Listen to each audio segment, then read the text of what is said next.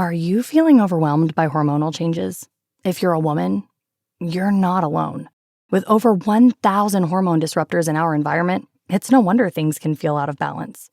On top of that, natural changes like PMS, menopause, and other life stages can leave you feeling tired, irritable, and trapped in a constant battle with your body. But here's the good news. You don't have to suffer through it. Hormone Harmony by Happy Mammoth is here to help. This herbal formula fine-tunes your hormones, balancing estrogen, testosterone, and even stress hormones like cortisol, which can contribute to weight gain, racing thoughts, poor sleep, and more. With over 40,000 five-star reviews and a bottle selling every 24 seconds, the results speak for themselves. Ready to feel like yourself again?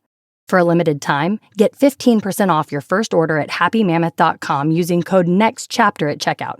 Visit happymammoth.com today and get your old self back naturally. Taxes was feeling so stuck. Sitting in traffic, squeezing into a parking spot, all to squeeze in getting tax help during your lunch break. Now Taxes is a TurboTax expert who does your taxes for you, while you go about your day getting real-time notifications about their progress and the most money back guaranteed. Now this is Taxes. Intuit TurboTax. Get an expert now on TurboTax.com. Only available with TurboTax Live Full Service. Real-time updates only in iOS mobile apps. See guarantee details at TurboTax.com/guarantees.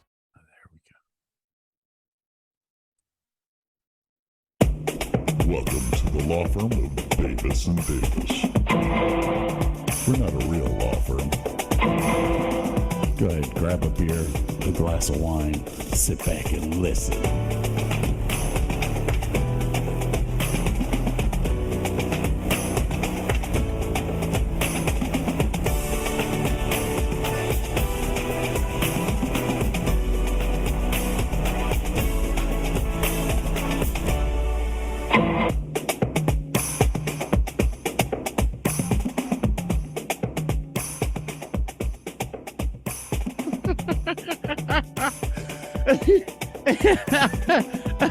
So the audience knows Burke is gargling bourbon. It was a gargling bourbon kind of day today. This is definitely the way to start off the show. Welcome, ladies and gentlemen. Hey, everybody. It is a beautiful Tuesday evening, of which I have no clue when you'll hear this. Probably tomorrow at the rate you've been going. Good Lord, man. I'm Supercomputer apparently works really well for editing. It has cut editing time down to like minutes half. Instead of hours. Yeah, it's the rendering time. It's like I hit render, and with the old computer, it used to be you'd hit render, and an hour later it was done. Which is why I only did, one. So I hit render now, and 30 seconds after I hit it, it's ding. Daddy, I'm ready for another. Thank you, sir. May I have another? Spin me. Put me Spin on the wheel. Spin the wheel now.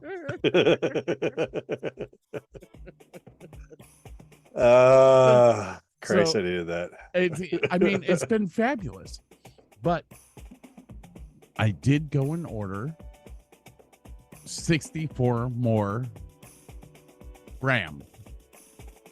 So I will be up at 120. What is it? Yeah. 128. 128. But I also purchased Blackmagic Design's DaVinci Resolve Suite, which is an editing program by Blackmagic Design. I'm trying to get away from the older Adobe Premiere Pro stuff that I usually use, which I know Burke's sitting there going, I have no clue what the fuck he's talking about. Sounds important, and I'm going to nod and go, sounds good. Sounds like gibberish to me.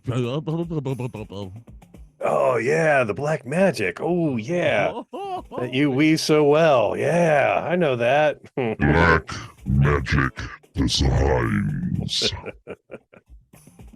Okay. I I was Oh. really going to use that sound partway through the show when Burke started getting upset about something, and I was going to come in as God. But then the realization came in that he's agnostic, so I don't know what to do with that. This is dog speaking.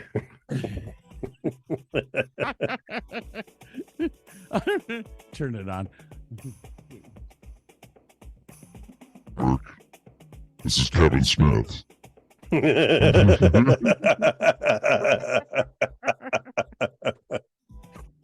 This is Lemmy.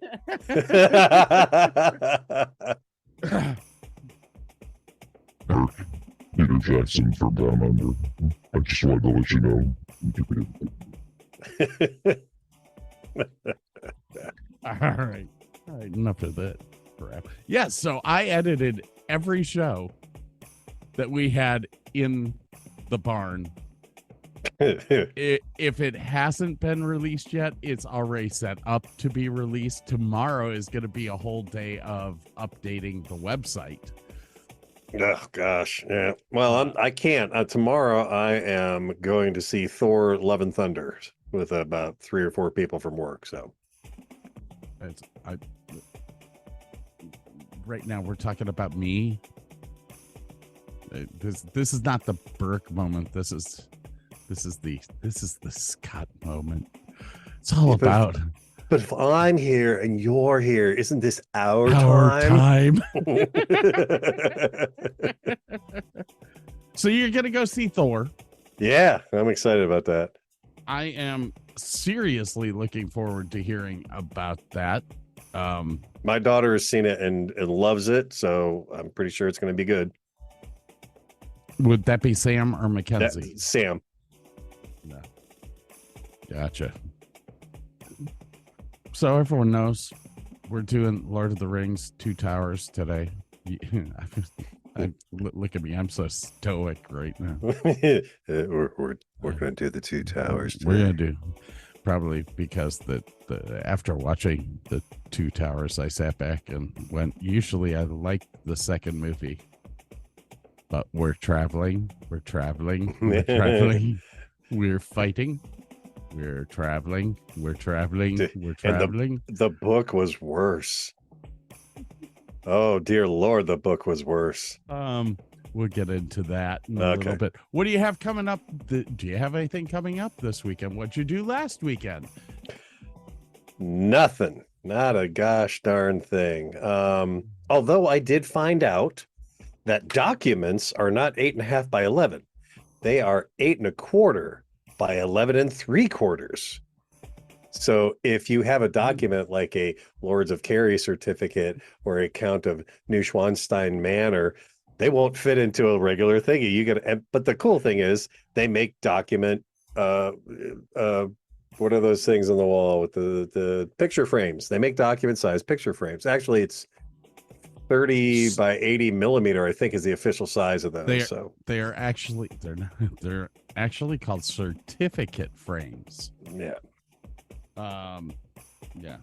Yes. So I had to send back some frames. Got some new ones. They're up on my wall. Sent got a picture of them. Yeah, he sent me a picture of them. I looked at it. I went, oh, that is so pretty, but I really need to get mine up. But I need to finish building my studio, which there is a new computer desk coming. Oh. A computer desk that is L-shaped so that I can actually still have my printer and the photo scanner that I use for my business up there on the table, but yet have the microphone and the 2 screens that I use. Very nice. Because I use 2 screens. I don't know about you. I just have one 32-inch screen, which is big enough I can put 2 things up on that one screen. So yeah, I thought about going that route, but because I'm using touch screens, which is going to be absolutely great when we get to get into it being the studio, because then my drop sound board will actually just be the screen. Oh, I'll nice. just have to do, there you go. There we Clink. go. Yep. Clink. Clink. Absolutely. Nice. Okay, what else? And Let's see. I'm very tempted to cut a hole in my floor. for what? Wires? No, I've this little room I'm in was an addition to this house at some point in time. In the crawl space underneath this room, they had put in a duct, and then it just stops. And it's hooked up to the heating and air conditioning, and it just stops. And I'm like, wait, I could connect that. And there's nothing on the end. You just have a valve. You can turn it on and off. Like I could cut a hole in the floor and put a floor vent in and have heating and air conditioning in my room finally.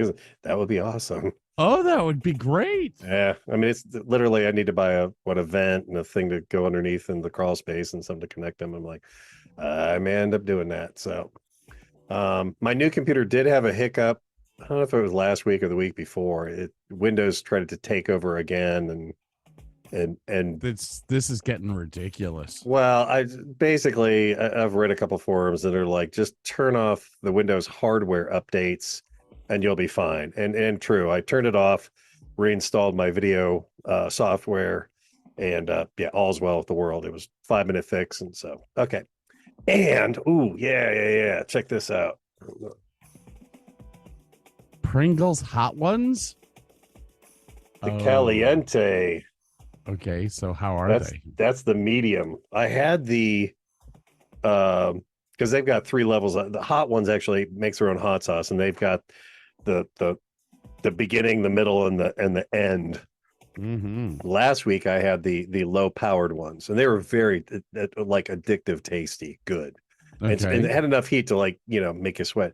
These I've had for like 3 or 4 days. I've only made it through half of the tin, because it, like, the first bite you're like, oh crap, that's hot, and then it kind of goes away and you're like, oh, this ain't so bad, and you start eating them. It's that slow burn, and pretty soon you're like, oh god, why'd I do that to myself? Okay. Let's see here. And that's the wrong one. about, you know what, I'm gonna crack one open right now, as a matter of fact.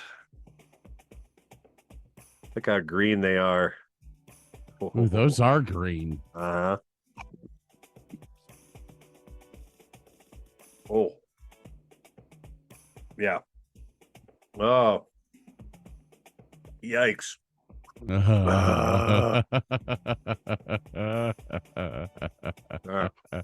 Keep it to.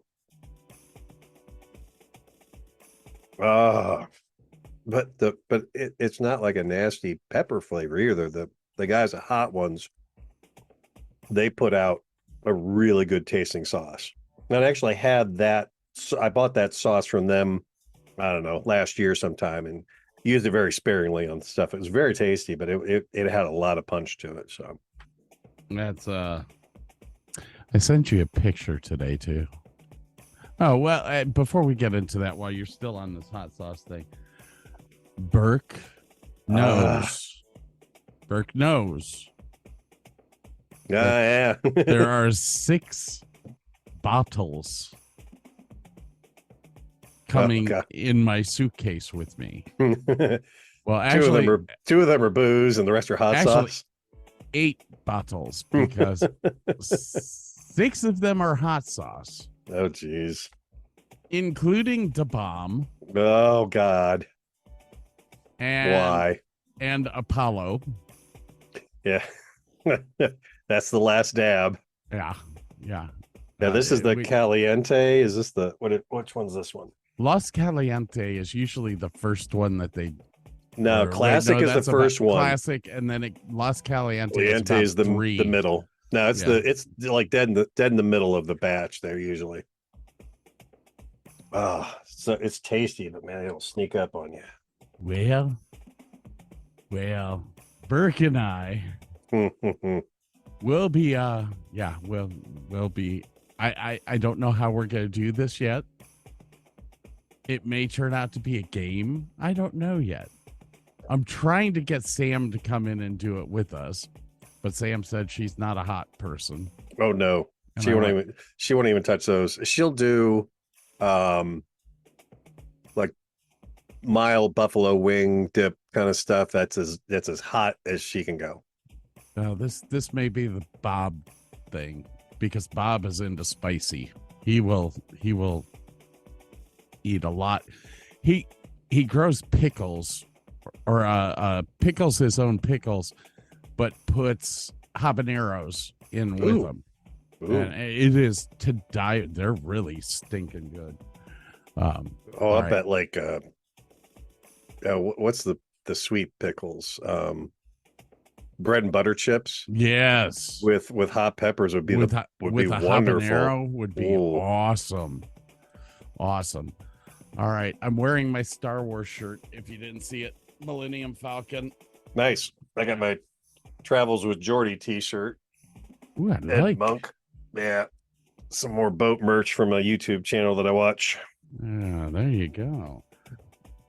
I guess we should get into it. Now. What are you drinking? Oh, yes. I got really lucky. Was it 2 weeks ago? And I walked into a store and they were doing Wellers, and they had the regular Wellers and they had the Wellers Antique 107, which I figured out that the way to drink that is like little with tiny your mouth. No. The way to appreciate it and really enjoy it is you almost like take little tiny half sips and just let it flow over your tongue. It's like you can't drink it like you drink regular bourbon. You just got to do little tiny sips, and it's such good flavor. But they also had Buffalo Trace, and I was allowed to buy one bottle of each only. I know. And Buffalo Trace. Well, and this is my first time drinking Buffalo Trace, and I had a glass last week just because I had to try it out. But yeah, that's what I was gargling with a minute ago. But it is. I almost want to say I might like it better than the Weller's Special Reserve. Ooh. It's a touch lighter. Yeah.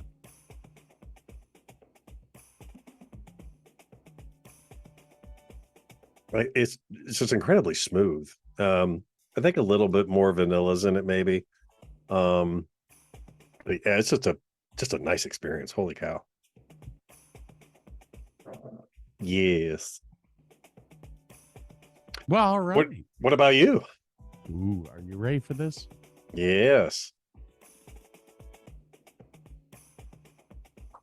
That's just a glass. It's pretty glass. Pretty Davis glass. Yes. Big D. This, my dear friends, is something that you cannot buy in any store. My infinity bottle hit full. Oh, yeah.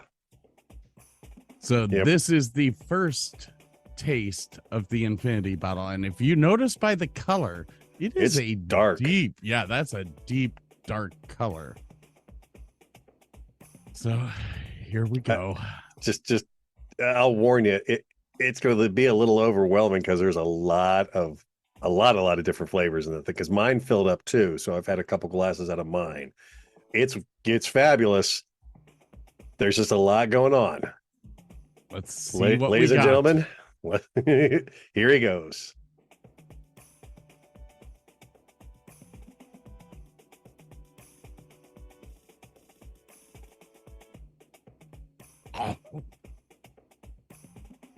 Not sure if that's good or bad.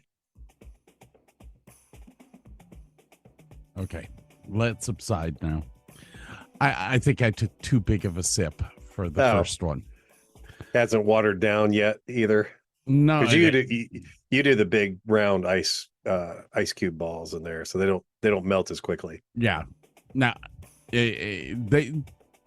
your first taste of bourbon, anyways, is gonna have that little bit of aftertaste that it's always there. Yep. Now, what's weird about this is that I had added some of the peach bourbon that I got to this, and I get no peach in this whatsoever. It is, I'm telling you, the the Willet and the Bardstown is totally taking over in this infinity bottle, because I get tons of vanilla. Like Willet has a ton of vanilla in it, and I love the vanilla flavor, where the Bardstown was almost a little bit more fruity. Okay. Hang on, the back of my throat is saying it needs more. Please, sir, may I have some more? All right, there we go. I think I just had to clear my palate. Yeah, unfortunately, these stupid potato chips are kind of dulling my sense of taste at the moment, so we're not going to eat any more of those tonight. Well, I was drinking a lot of Dr. Pepper today, so I really had to clear my palate. All the sugars and stuff were still roaming around in there until this thing hit my palate. Yeah, you're definitely getting the vanilla. You're getting the oak. This is the first time I could sit back and go, holy cow, you're getting the oak tremendously in the front of it. And you're getting the vanilla as it slides down your throat, which is absolutely awesome. My bottle has got that double oaked bourbon that I had about 2 months ago, and that was really potent. But that just sits in the background, which is really nice. Now, the problem with mine is that the Bardstown and the Willet are taking control of the flavor profile of this. But let me make a suggestion. But swirl the bottle around quite a bit. You'd be surprised because of the different proofs. They can actually separate a touch. So like swing the bottle around and get them all mixed up. It makes for a really different experience. You totally killed my joke. I'm sorry.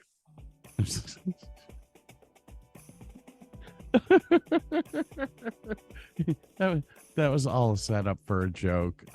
That's okay, Burke. Thank you for the swirling advice.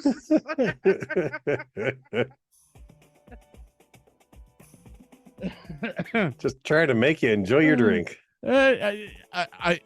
I'm thoroughly enjoying it, but the joke would have been really, really good. It had to do with Basil Hayden. Your friend Basil. Because Basil, while I can't taste him, I know he's coming to play. Not Scott, it's Basil. When you talk too low, you can't hear anything, just so you know. Oh. Hello, Burke. That's better. Yeah, okay. I had screaming at that time. Oh, I need a cough button. All right. So we got 2 minutes. 2 minutes. Oh, recognize hand gestures again.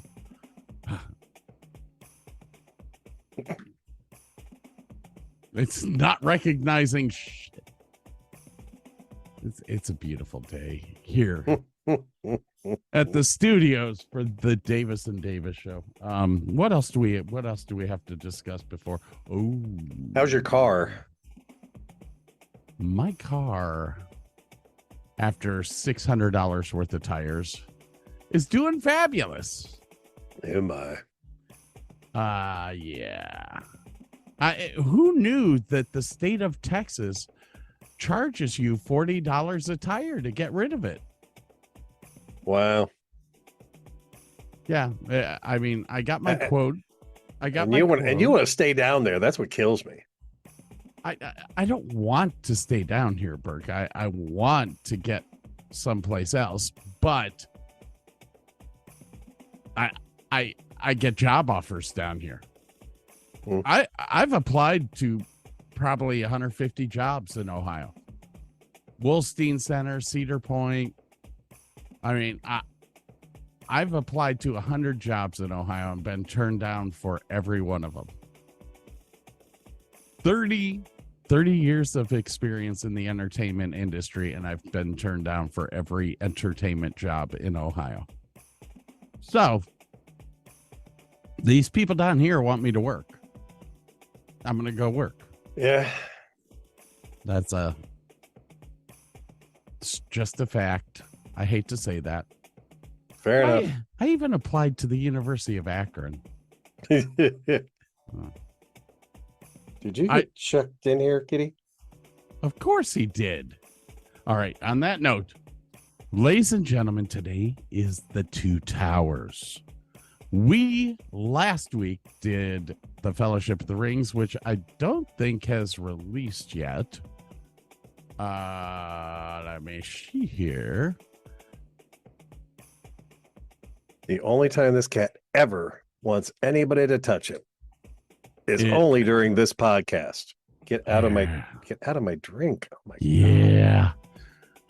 Okay, so the Lord of the Rings, the Fellowship of the Rings is due to come. It is slated to come out August 1st and August 2nd.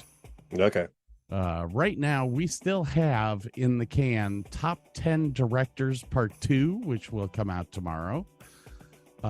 Free for All show, which is an interesting show that we had, which will be out on July 28th and 29th. And you said your brother's show came out? Oh my gosh, my brother's show came out, and it was one of the biggest downloads we ever had. I actually talked to people who listened to the podcast. I had people call me. I had people email me. All of them said the same thing. That is the biggest thing that I heard was that is the funniest shit I have ever heard in my life. Yeah, I mean, I sat back. I didn't talk a whole lot because I was just like in awe and I couldn't believe what I was hearing. Are you still there? Yeah, I'm here. Okay, because you cut out. No, I was coughing and muted myself like a good professional. You have nothing to worry about. I'm a professional.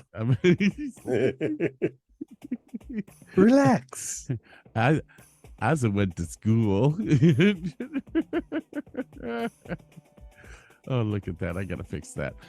I went on the Red Circle website to see when everything is slated to come out. And I apparently was stupid enough to set our free for all show to be published at 11:30 in the evening tomorrow night. Oh, tonight. Oh, God. All right. What is the date right now? No, in 2 days. There we go. Okay. So everything is set to 7 a.m. now. I'm feeling much better about that. Top 10 Directors, second half of it's coming out tomorrow. Cool. So people, please go listen to it, enjoy it. If you have not heard the Pickaway Prison episode yet, check it out. It's probably the best of the year so far. Oh my gosh, that was just freaking hilarious. I have decided that after Lord of the Rings, I'm gonna be reposting the music edition. Okay. I feel like that's a really good show, even though it was one of the first shows that we did. Yeah, it was early on, so like, yeah, my mic quality is going to be pretty horrible. Well, you know what? I almost think, okay, so here's what I think I might do. I'm going to send you the raw version of it to sit down and listen to. And I'll let you make the decision. Do we run with that or do we redo it with the knowledge that we have now? I mean, we've learned a lot about using Zoom. We've learned a lot about our audio quality and video quality is totally different now. I think it would be an interesting show to have up now because it would be a before and after kind of thing. But I'll listen to it first if you want me to. Yeah, I think I'll send it to you so that we can we can make the decision on that. It's Okay. it's not a bad show. I mean, but yeah, you're right. You were using your headset at that point in time, and the quality on that wasn't the worst. No, it's a Sennheiser set, so I mean it was pretty good for being headsets. But man, I'll tell you what, the difference in listen when I listened to it the other day, and then listen to what we're doing now, I was just like, there's a big difference there. I think I sound better on my mic on our podcasts than you do, which is scary. Wait. Say that again?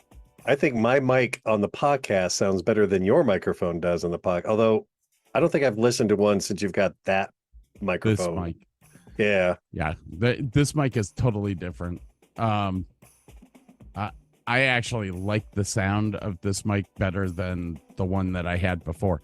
The one that I had before was open-ended on both sides, so I couldn't have a fan on. Oh, is it aural? Is that what they call them? Or yeah. It would pick up from all different sides, which is okay. So you have omnidirectional and unidirectional. Unidirectional, omnidirectional. Well, yeah, because this thing's got a button that I can hit if I want it to be omnidirectional. Yes, you can switch yours. The old studio mic that I had, I couldn't switch. Yeah. Okay. Which, I mean, it was a studio mic. It was. Yeah, made, you wanted to pick up everything. Yeah, it was made to pick up choirs and stuff like that. It's a good mic, and I'll use that in the studio if I ever have somebody else come in. Yeah. And you see, every so often a thing pops up on my screen that shows a hand gesture. I don't think I have that turned on, or I don't have the ability. I don't know. Do you have the chat window open or something? Where does it pop up? Yeah, I have the chat window open. Oh yeah, and I do not say this live on the air, but I have changed my well, you'll see here in a second. Are you ready? Sure.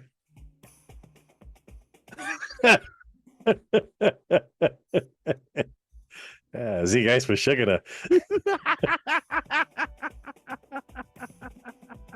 I gotta figure out how to turn that on now. Oh, now you're clapping. Yay. Well, you know, they had this big thing on the news the other day about Zoom making different colors available because people were upset about the yellow hands.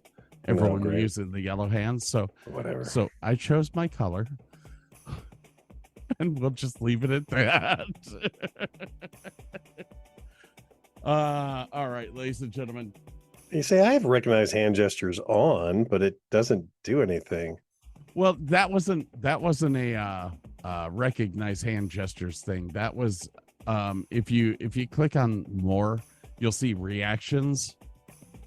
Click on, I got the reactions. Click on reactions. You'll see the more hands. But now I got nothing but emojis to choose from. Yeah. Take that one.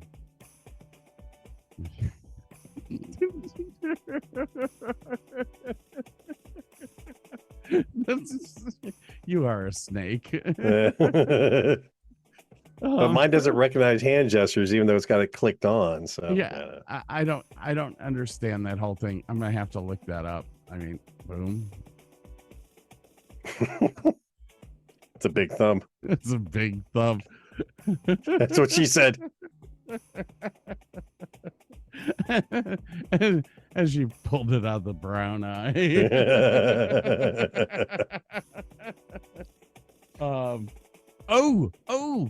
This was exciting too. You remember Pump Up the Volume? Yes, yeah. Christian Slater. Yeah.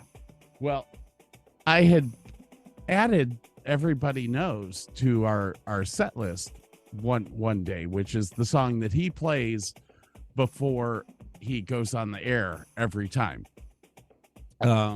by Concrete Blonde. But in the movie, they slowed it down. I learned how to do that.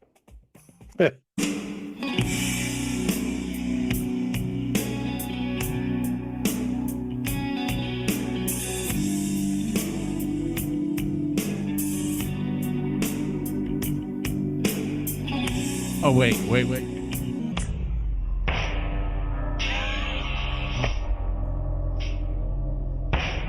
It's a little too slow, Scott.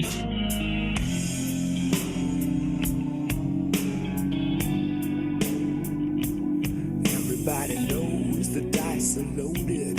Everybody It's Benny Hill. Everybody knows the boat is sinking. Everybody Oh, yeah. knows that Oh, the yeah. captain This new computer is the best thing. just died. Oh, I don't have it up there. I don't have it up there. Everybody wants a box of chocolates and a long stem. Anyways, that is not the song that I was going to go out on. This is the song that we will be going out on. No hard feelings?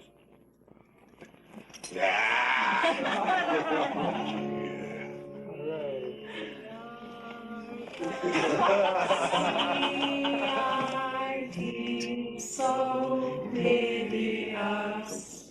The kids are brass, the food is hideous. We're gonna smoke and drink and fool around. We're nookie bound. We're North Star CIT. CIT so piteous. The kids are brats, the food is hideous. We're gonna smoke and drink and fool around.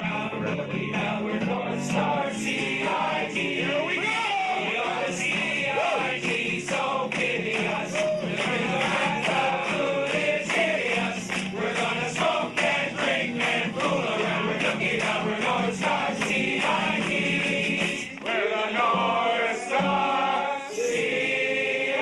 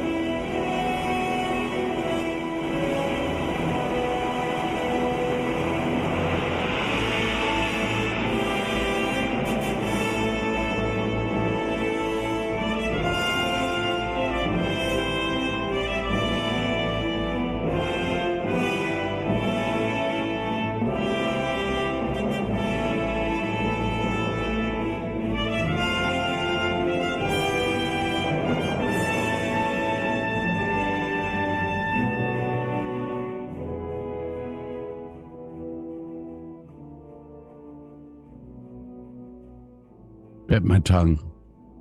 That music's so good. Ah, I have no clue who wrote it. Some dude. I can't remember his name. Jonathan Williams. God, Yeah. he is incredible. All right, so we're here. Two Towers. Yay. Now, last week, I did the in-depth journey through the movie. Which I thought worked great, and we should continue with that. I think this week, Burke should lead the in-depth look into this film. I'm not set up for that, so this is going to suck horribly.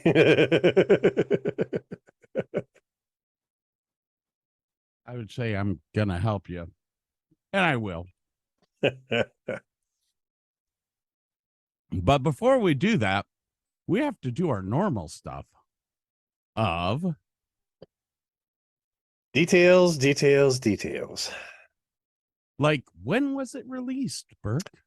Officially, why don't I have that written down? How do I have that one written down? I have it for the next one.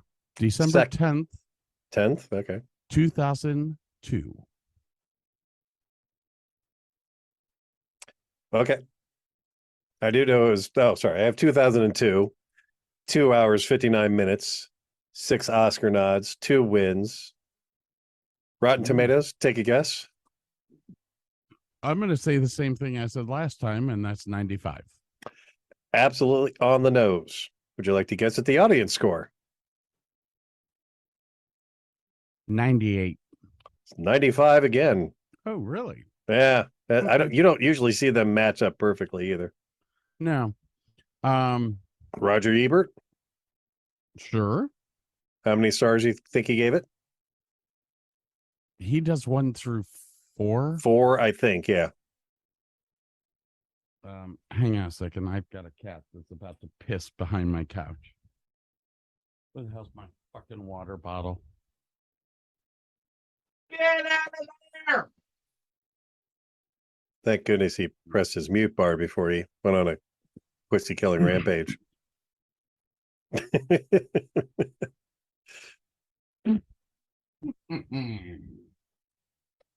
That's right.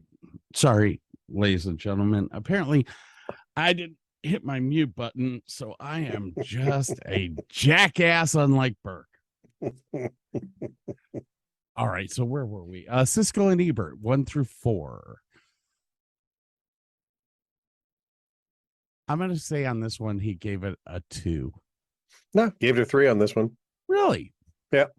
I mean, I recall reading his stuff. He was like, well, this could have been better. This could have been better, but it's still a solid 3. I'm like, okay, that's cool. But okay, so the thing about him is that he really understands the whole trilogy thing. He understands the middle movie. The middle movie is always a hit or miss. You're either going to love it or you're going to hate it because it's usually the setup for the last movie. Even with Star Wars, The Empire Strikes Back. Well, The Empire Strikes Back was the setup for the last movie, but I will tell you what. The Empire was kick-ass. It was better than the third movie. That was the best movie besides the first one. Yeah. Oh, yeah.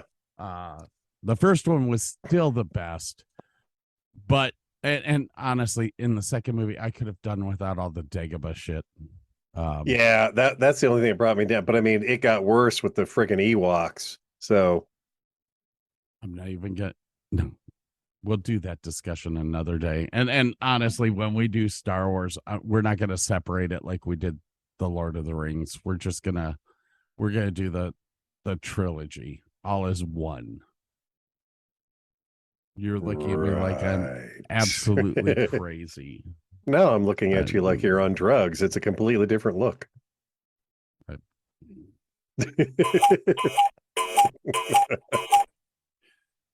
don't know what you're talking about.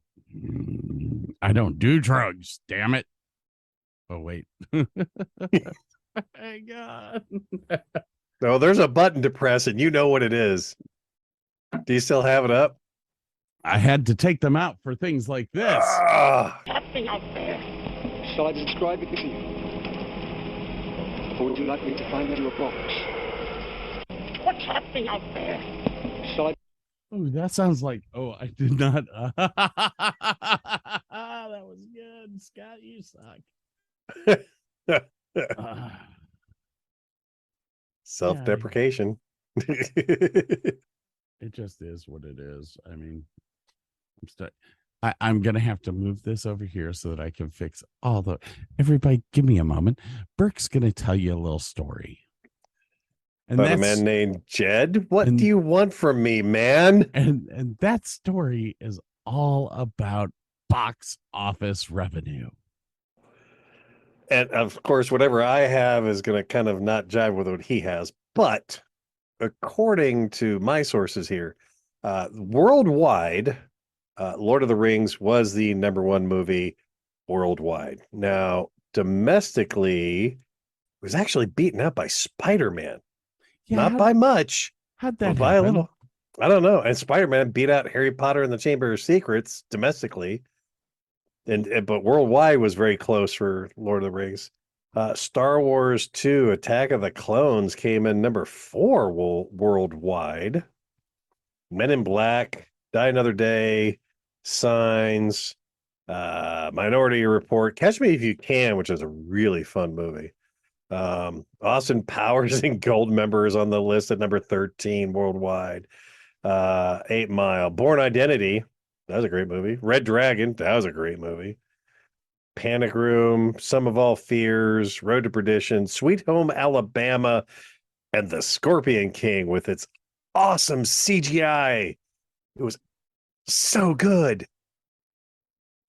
Who's in Scorpion King? The Rock. Oh, that's right. Yeah.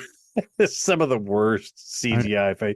Now, granted, the poor guys in the CGI department were thrown the task of putting the Rock's face on a scorpion body, and they were given a week to make it happen. So were you listing off of the worldwide? That was all worldwide, in order, worldwide only. Yeah, because they were #1, but Sisterhood of the Divine fucking dumbass panties that you never wanted to put on after the girl wore them.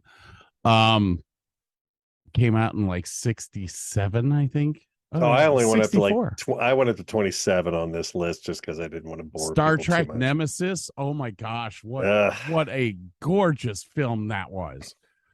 I mean, it was pretty, but it was just a Star Trek episode, and I love me some Jean-Luc Picard. Don't get me wrong, but it was just a Star Trek episode. K-19, The Widowmaker. Oh, another movie with Harrison Ford trying to do an accent that he can't do. Never seen it. Have no clue. It was Hunt for the Red October all over. On a mountain? On a mountain. I think of K-12 and I think of mountain, or K-2 and I think of mountain. K-19, The Widowmaker. When Russia's first nuclear submarine malfunctions on its maiden voyage, the crew must race to save the ship. Gotcha. He plays the captain of a Russian vessel and has the worst accent in the whole movie. It was horrible. Yeah, there were some good movies that came out. Harry Potter and the Chamber of Secrets, one of my favorites. Oh yeah. Spider-Man was phenomenal. Minority Report was actually a pretty damn good film. It didn't perform well, but it was good. Minority Report is actually a great flick. People need to go see it. It didn't do too bad though. It was 132 domestic and 358 worldwide. Yeah. 8 Mile was in this. Not a big fan of that. But 19, The Bourne Identity. I love all three of the Bourne movies. Oh yeah, but that first one was definitely one of the best. Yeah. Men in Black 2. I don't even Men in Black 1 was phenomenal. Oh yeah. Just it was a great flick. Men in Black 2 I was not as impressed with. Yeah, I can't even remember what that one was. Well, they were both in it again. Yeah. I think that's the one where M ends up leaving. I don't know. The one where he goes back in time, which might have been #3, I loved. Yeah. Because they had Brolin playing the younger version of M, and my God, he just nailed that performance. It was hilariously good. Yeah. Yeah. Oh, look, I have Amazon packages. Ooh. Oh no, I'm gonna leave them sit out there and see if the guy next door tries to steal it again. Made in Manhattan. Wasn't that J-Lo? That Jennifer was Lopez? J-Lo, I think. Yeah, I didn't go that far down the list. Gangs of New York, Road to Perdition, Sum of All Fears, Panic Room, 2 Week Notice. What the hell's that one about? 2 week notice. I mean, it only did 93 domestically, but it was 199 worldwide. What number was it on the worldwide? 21. 21. There was 2 week notice. Let's see what it is. Hugh Laurie and Sandra Bullock. Not Hugh Grant and Sandra Bullock. I was going to say Hugh Laurie. That should have been way up there, but yeah, Hugh Grant. All right, whatever. Okay. Yeah, it was the chick film out of all of those. Okay. Well, honestly, if you go through this whole list, one of the things that I really wanted to point out is that almost 70% of the flicks are chick flicks, rom-coms, different stuff like that. The other 40% is action adventure. There was not a lot of any... Well, Scooby-Doo was on the list. Yeah, that's true. That fits into that. Chicago was at number 12, and that's a great stage show. Well, yes, but you're talking about a romantic. I know. No, true. Well, I don't know. Prison romance. I don't know about that, but okay. I mean, Catch Me If You Can is. They got Tom Hanks and DiCaprio's. You know, they were going to see that for just the eye candy. Oh yeah. Anyways, My Big Fat Greek Wedding was like number 9. Barbershop. There you go. Barbershop 61. Triple X. Huh. That was number 14.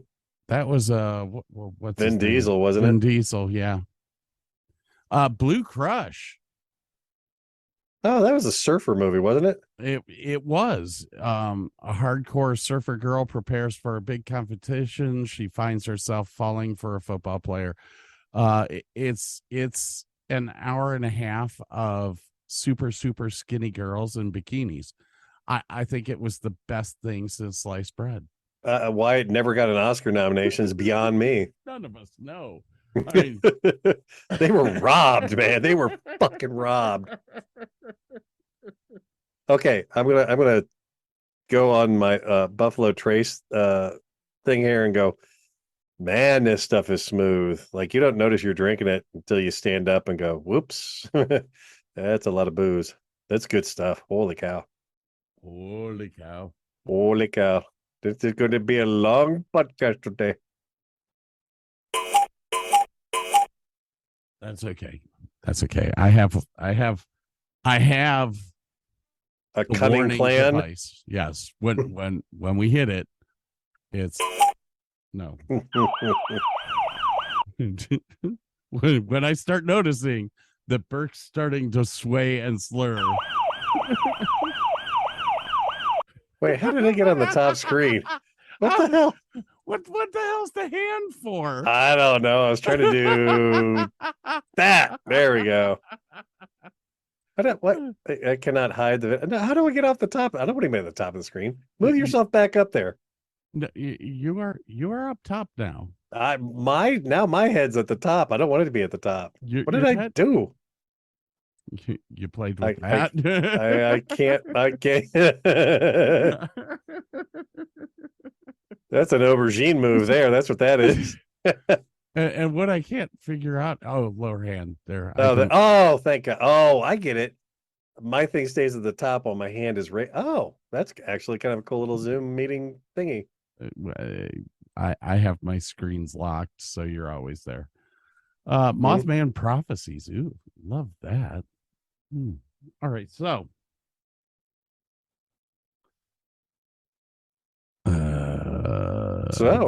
yeah, we talked the money, we talked all the crap.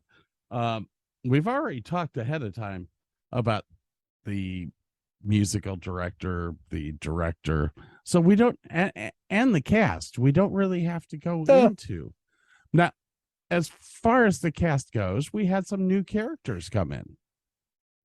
We had Faramir come into this one. Yeah. Éomer, the Theoden Theoden, Arwen, Well, yeah, and who was the who was brother, who was Boromir's brother. That's Faramir. Faramir. Who Okay, was Carl Urban's character. yeah, who was Theoden's child? The horse rider that got banished. That's Carl Urban's character. I can't. Oh, Yeah. yeah. How do we not have IMDb up? We are bad people. It's because we are the CITs. So So pity us. pity us. Two towers. Two towers. Blink. Oh, God, Blink. and of Blah course blah blah blah blah. mine went to Box Office Mojo, which I don't need. I need all the cast. We'll need to find Carl. Control F. Carl. No. There's a lot of Carls in there. Yeah, let's do the Urban. How's that? That should garner the results. Aomir. Carl Urban played Aomir. Or Aomer. Okay. This is really the first time that Andy Serkis gets to, I would say, act. Because he pops up as just a head and creepy eyeballs in the first film. Yes.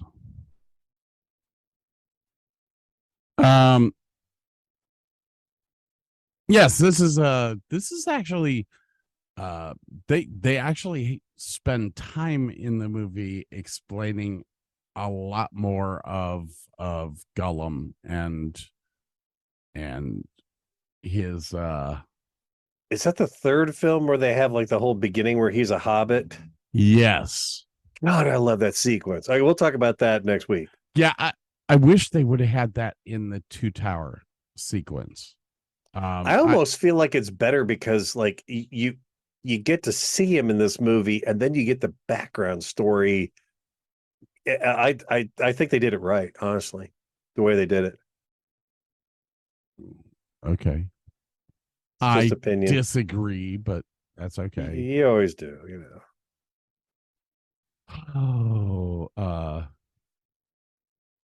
There is another.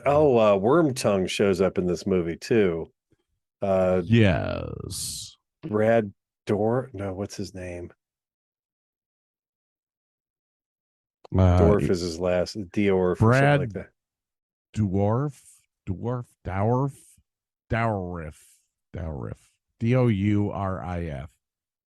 I love him. Remember him from the original Dune movie?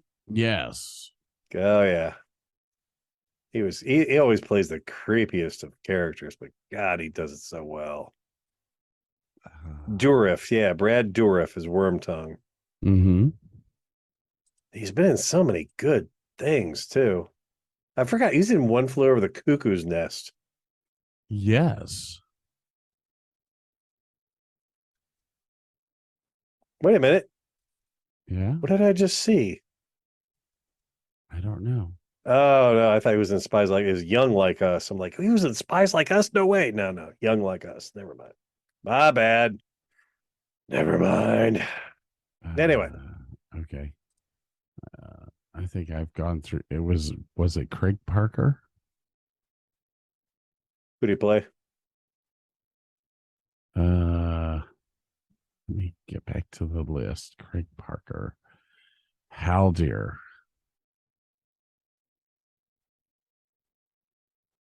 I don't even see him in the list anywhere. There, James Lee played Hama, which is that Christopher Lee's son? No, spelled totally different. My bad. All right. Nathan Lees is in here as an Uglock. There's John Lay. Okay. Oh yeah, he was one of the guards at Rohan. Yes. Yeah. Morrowind. Man, there's so many people I forget about. Haldir.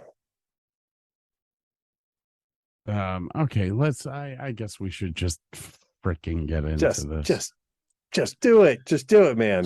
So the beginning of the movie actually has a It goes back in time kind of thing. Yes, where we actually saw Gandalf's kind of journey and fight with the Balrog. It's like you gotta love it because like it starts at him hanging on the edge, going, "Fly, you fools!" And he falls, and you think, "Oh man, poor old dude's gonna die." And then no, he grabs his staff, then he grabs his sword, then he starts kicking the ass of this like fire demon. You're like, "Ooh, badass, good guy, man." And it you don't know the extent or detail of what happened with all of that, but you did realize that Gandalf may not be gone. And if you've ever played D&D, he went off, soloed the boss, and got all the good loot. What a bastard move.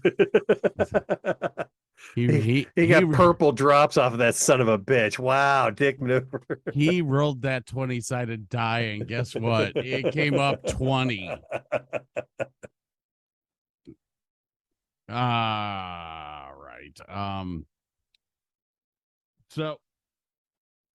So yes, we go from the first movie to where we are now. We go and see that whole recreation in the Mines of Moria. Can you hear me okay? Yeah, no, I had my microphone muted there. It's like I also wanted to point out when Gandalf and the Balrog are falling through that tunnel and everything, there's that scene at the end where there's that humongous lake.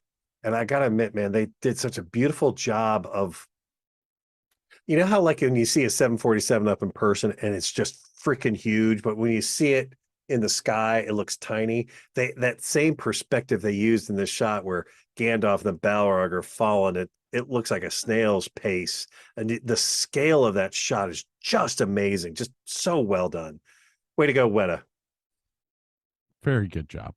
Yes. Very good job. Well, we kind of proceed along with Sam and Frodo traveling and we're lost. And the really, I think one of the cool things about that scene when they were trying to get through all the rocks is like that fog that they had in there was real fog. It just rolled in on the day of the shoot and they're like, fuck it looks great, let's use this stuff, and just kept rolling with it. That was not like man-made fog. That was New Zealand fog, and it worked perfectly.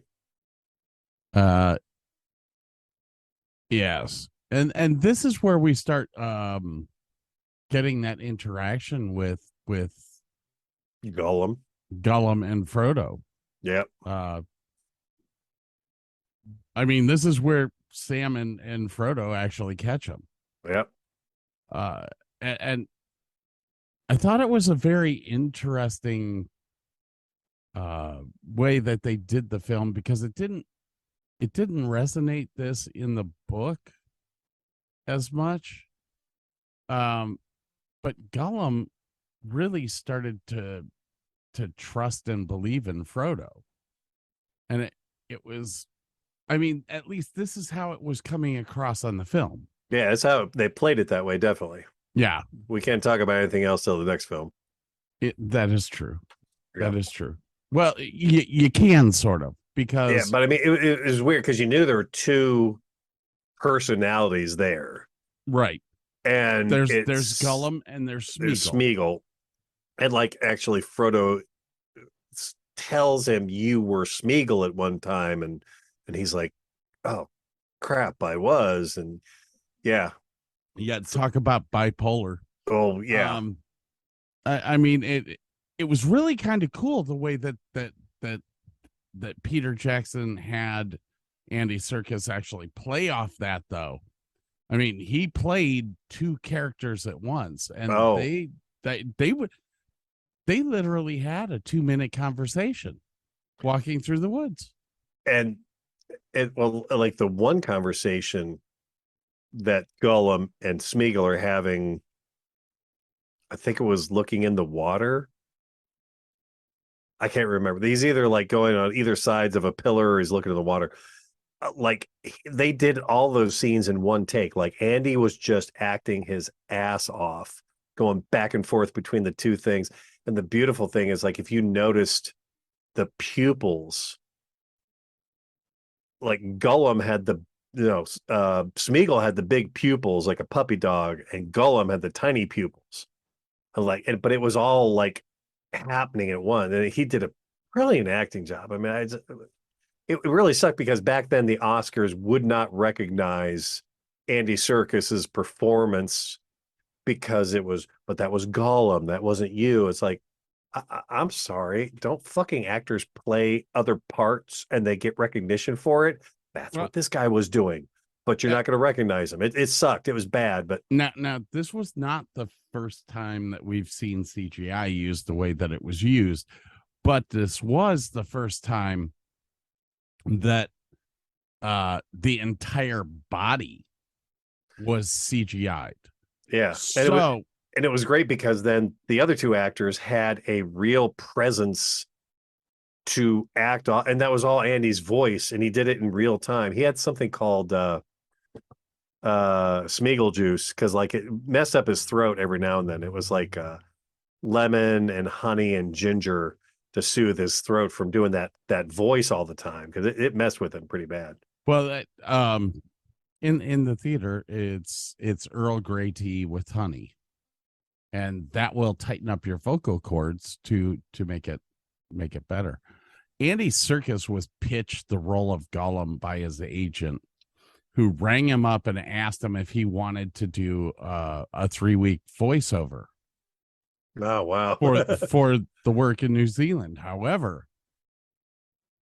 Peter Jackson was so blown away by Serkis's audition, he decided to have him perform the movements for Gollum as well as the voiceover. So Andy Serkis sold himself in an audition and changed the way that this movie was going to be made. Very nice. Which is phenomenal. I mean, I love hearing stuff like that.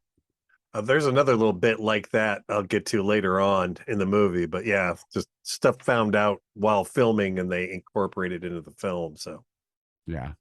Gollum is a CGI character.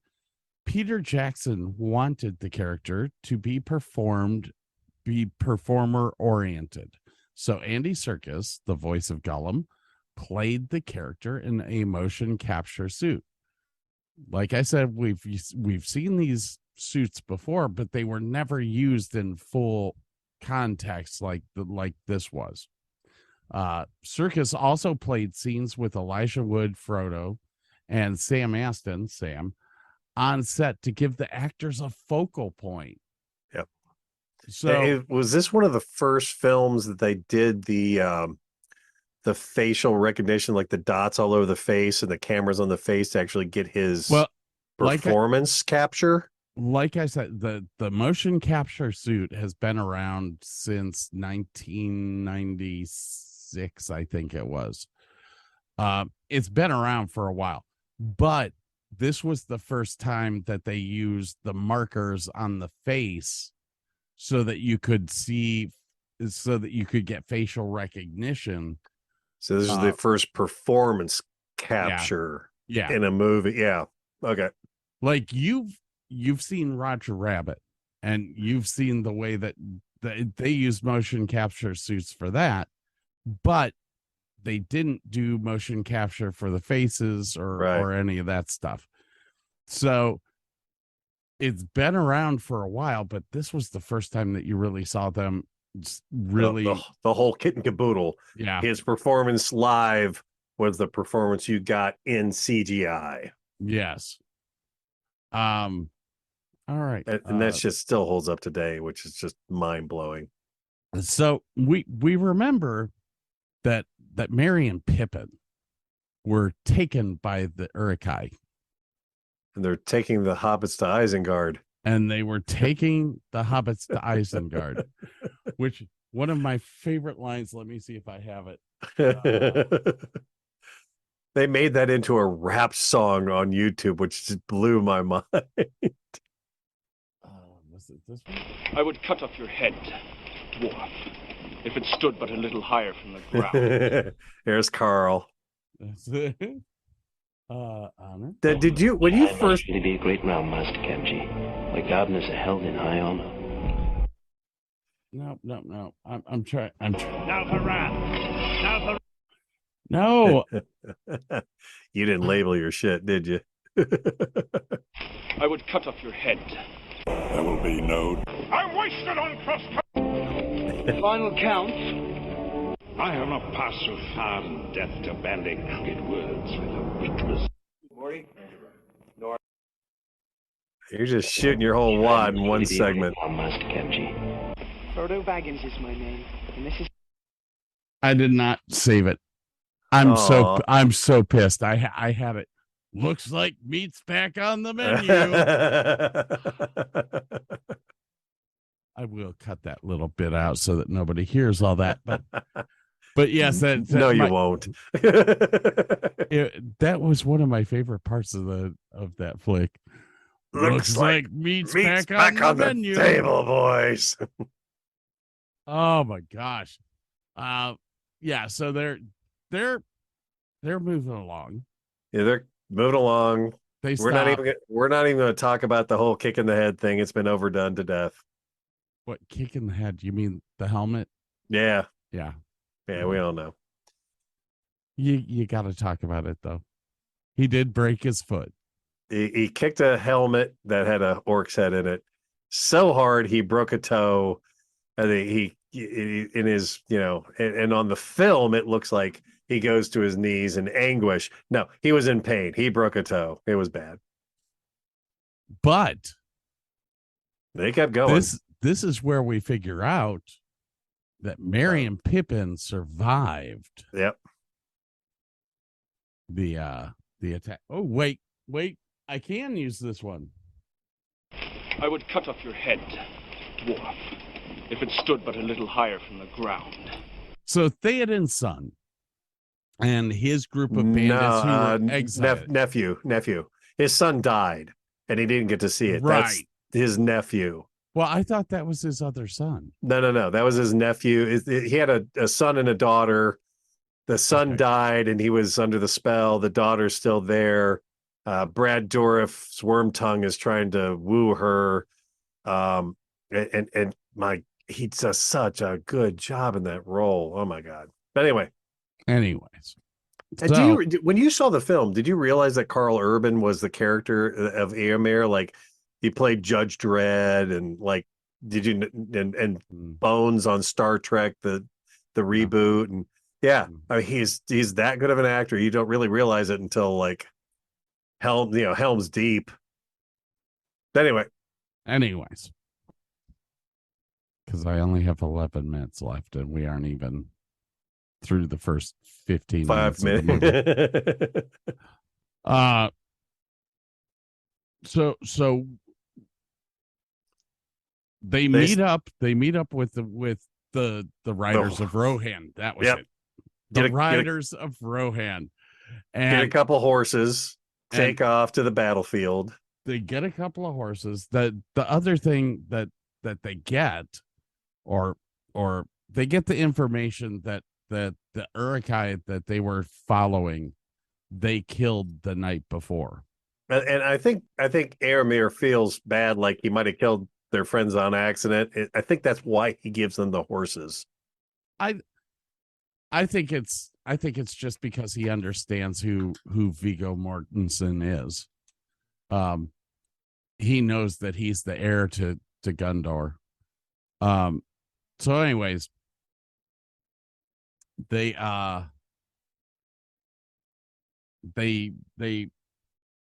Viggo Mortensen's character notices after kicking the helmet and breaking his toe that the hobbits, the first thing he says is what?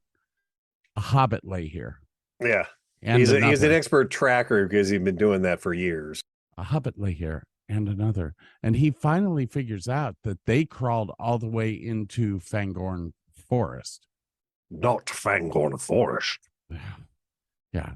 Whatever would drive them to go into Fangorn Forest. I love John Rhys Davies. Always have.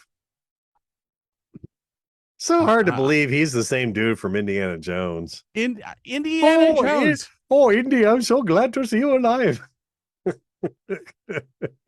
English actor playing what? An Irish or a Scottish dwarf or an Egyptian or whatever. Yeah, he's great. I love him. Bad dates. That's a great line. Holy cow. Oh, that's very deadly. You go first. The thing is that he had the same comedy in this that he had in Indiana Jones. It was a little more low key in this one, which made it even better. I mean, he did have some great lines. He had some freaking hilarious lines. And my favorite line comes in the next film, but we'll get there eventually. Oh, mine was in this one, and it was. Go ahead, throw me. Just don't tell the elf. Yeah, I love the look he gives her, like, you want me to toss a dwarf? And just don't tell the elf. Yes. Learned his lessons. So they figure out that Marion or Marion Mary and Pippin Pippin are are most alive. likely still alive. Yep. We bounce back and forth between them and Rohan, which is key because we start to figure out that Saruman has a hold of the king. And that's bad. The That's badness bad. is going on there. Yeah, it's bad. Okay, it's bad. I should go back though, because in the Fangorn Forest there's something that happens. There's something very important that happens. They meet a friend. Well, they meet a friend who saves them from being The one orc eaten or stabbed or something horrible. Can we just eat their legs? They don't need those. They don't need the legs. They're nice and tasty looking. So they turn around, or They go into Fangorn Forest looking for the hobbits. yeah, they go into Fangorn Forest to get away. Well, I'm still on the hobbits here. The hobbits run into the Ent. The Ents or The Ent. Ent. And for those of you who don't know what an Ent is, it is a tree that is living. They are the herders of the trees. They are the protectors of the trees. They're big living trees that can walk around. And once again, we come to Wetaworks, and What a great job. I have to sit back and go, that was incredible. How do you bring a tree to life? Like the first time it opens up his eyes, you're like, you think they're just climbing in a tree, and it's like, oh crap, this thing's alive. And the movements look great. I mean, it's so subtle that like when they're walking, their feet appendages, like the little roots, grab and dig into the ground every time they take a step. I mean, it's subtle, but it's beautifully done. Now the Ents, the Ents, I'm not gonna say what it does to the orc. It's freaking hilarious. But the Ent can't figure out if these are mini orcs or what something different. Yeah. And you know who did the voice for Treebeard, right? No, I don't know. It's John Rhys Davies. It's Gimli. Was it? Oh yeah. I love that. I love it. Anyways, so the end is going to take the hobbits to see the White Wizard. And they're like, oh crap, that's the bad guy. Because that's Saruman. Yeah. Or so they think. I'm not gonna we'll get into that. Yeah, we'll get there. In the next segment. But we now see Merry and Pippin basically being held by the Zend, who that whole scene was just gorgeous. Oh, I yeah. loved how the Ent was holding them while he was walking, and the cinematography, the way that they made it look was phenomenal. Yeah. And we do have some other shots going back to Sam and Frodo going through the swamp at that point. And we're walking. Yeah, but you got this great pullback shot. All of a sudden you hear this like screech in the distance, and Gollum's like, everyone hide in there, and it pulls back, and there's this shot of the hold on. What did you say? Gollum? Yeah, Gollum. Just don't Smeagol said it. No. Say what it was. Just don't get close to your microphone because it cut you out. Oh, he's like, hide, everyone hide. And they all hide. I can't do a Smeagol voice. That was awesome, man. I'm so glad I made you do it twice. So you get this pullback shot, and you see the Witch King, the main bad guy of the 9, and you're thinking, oh, he's riding on a horse or something like that. No, they pull back out even further, and he's on this dragon snake monster flying mount thingy, and it's badass too. It's technically called a fell beast. So, but yeah, that's just a badass shot. I mean, that's just a great looking monster. It was great. It was great. It was fun. It wasn't a dragon because it had this like almost like worm like face. It's great design. Holy cow. Now, as I said, people, Sam and Frodo have actually made this decision to go through the gates of Mordor to get to Mount Doom to kill the ring. Get to Mount Doom. And as they are traveling, they see a lot of stuff. I mean, they have Smeagol with them as basically a captor. But they see the army of what? I'm never gonna say this correctly. The dead in the swamps.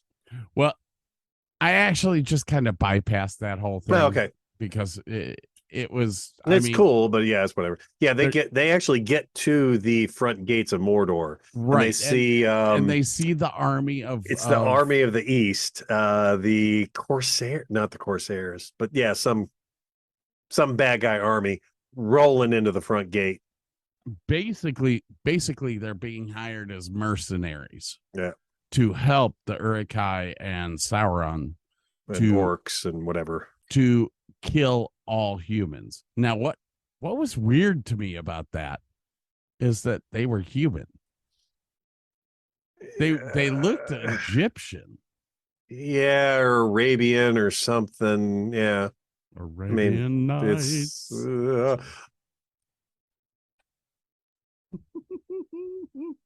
I got to think about Gollum have a conversation with himself. Oh man, dude, we didn't even get to the potato scene. No, not yet. We haven't gotten there yet. Oh, that's right. That is after that. My bad. I mean, they decide that they're going to go through the front, and Gollum stops them. Yeah, they fall down to the side of a hill, and hilarity ensues, and Gollum stops them, and then Gollum says, "There's another way to get in," and Samwise is all pissed off, going, "Why didn't you tell us that?" And Gollum's like, "You didn't ask." Look, yeah, and I mean, you said take it to the front gate. I took it to the front gate. What do you want? This is This is where the fish catching happens. all that stuff. Yeah. But at this point in time, we have to take a break. We have to take a break, guys. I know that because my bladder says we got to take a break. And I have so many things. I have so many things to go out to, but I'm going to go out to one of Burke's favorites.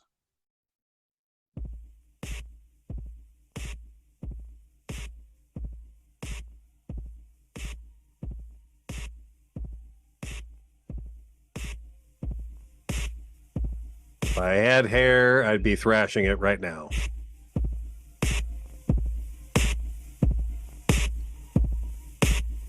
You let me violate you. All right, guys, we'll see you in a bit. You let me desecrate you. Enjoy the song, everyone. You let me penetrate you. You let me complicate you. Help me. I broke apart my insides. Help me. I've got no soul to tell. Help me. The only thing that works for me. Help me get away from myself. I wanna fuck you like an animal.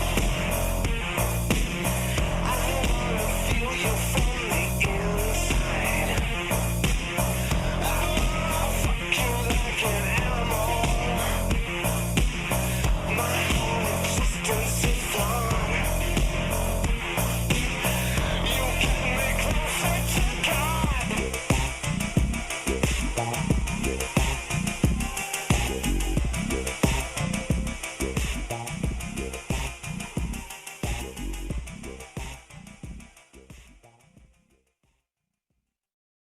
All you homeowners have unique needs.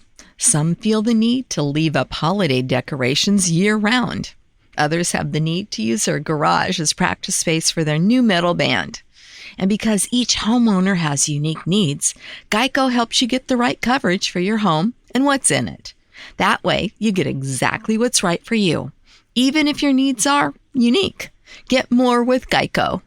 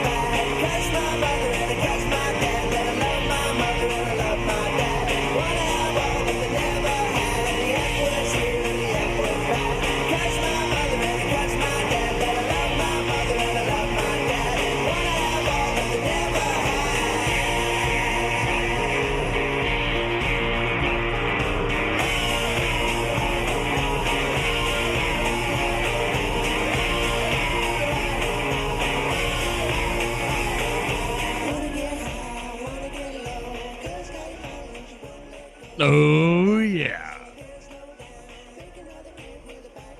What's up? Do you know where I found that song? I have no clue.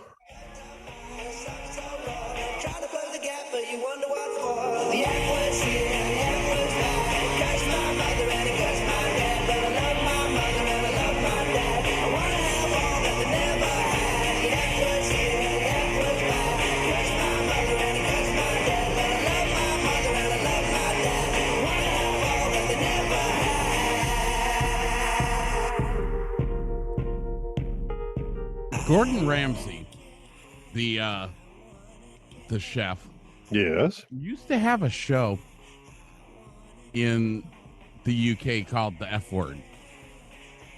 And that was how I got hooked on Gordon Ramsay. I love him. I love his attitude. I love his shit. every time I go to Las Vegas, I eat at his restaurant. Having worked in restaurants, like every time I saw his antics, I'm like, there's this toxic asshole. There's no fucking way I want to watch any show he's on. But then I saw like a clip from one of the shows that he did with the little kids trying to cook. Yeah. My God, the guy is a sweetheart with children. I'm like, all right, I can't hate the guy. He's okay. He's okay.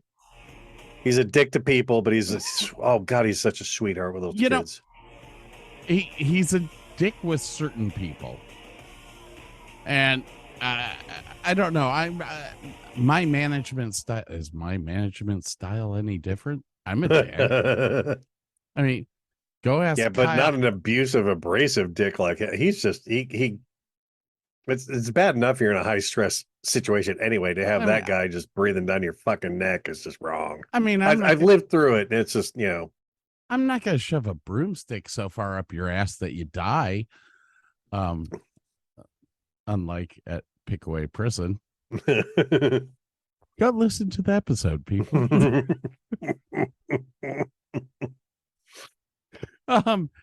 Shawshank on methamphetamines is what that show was all about. I don't know.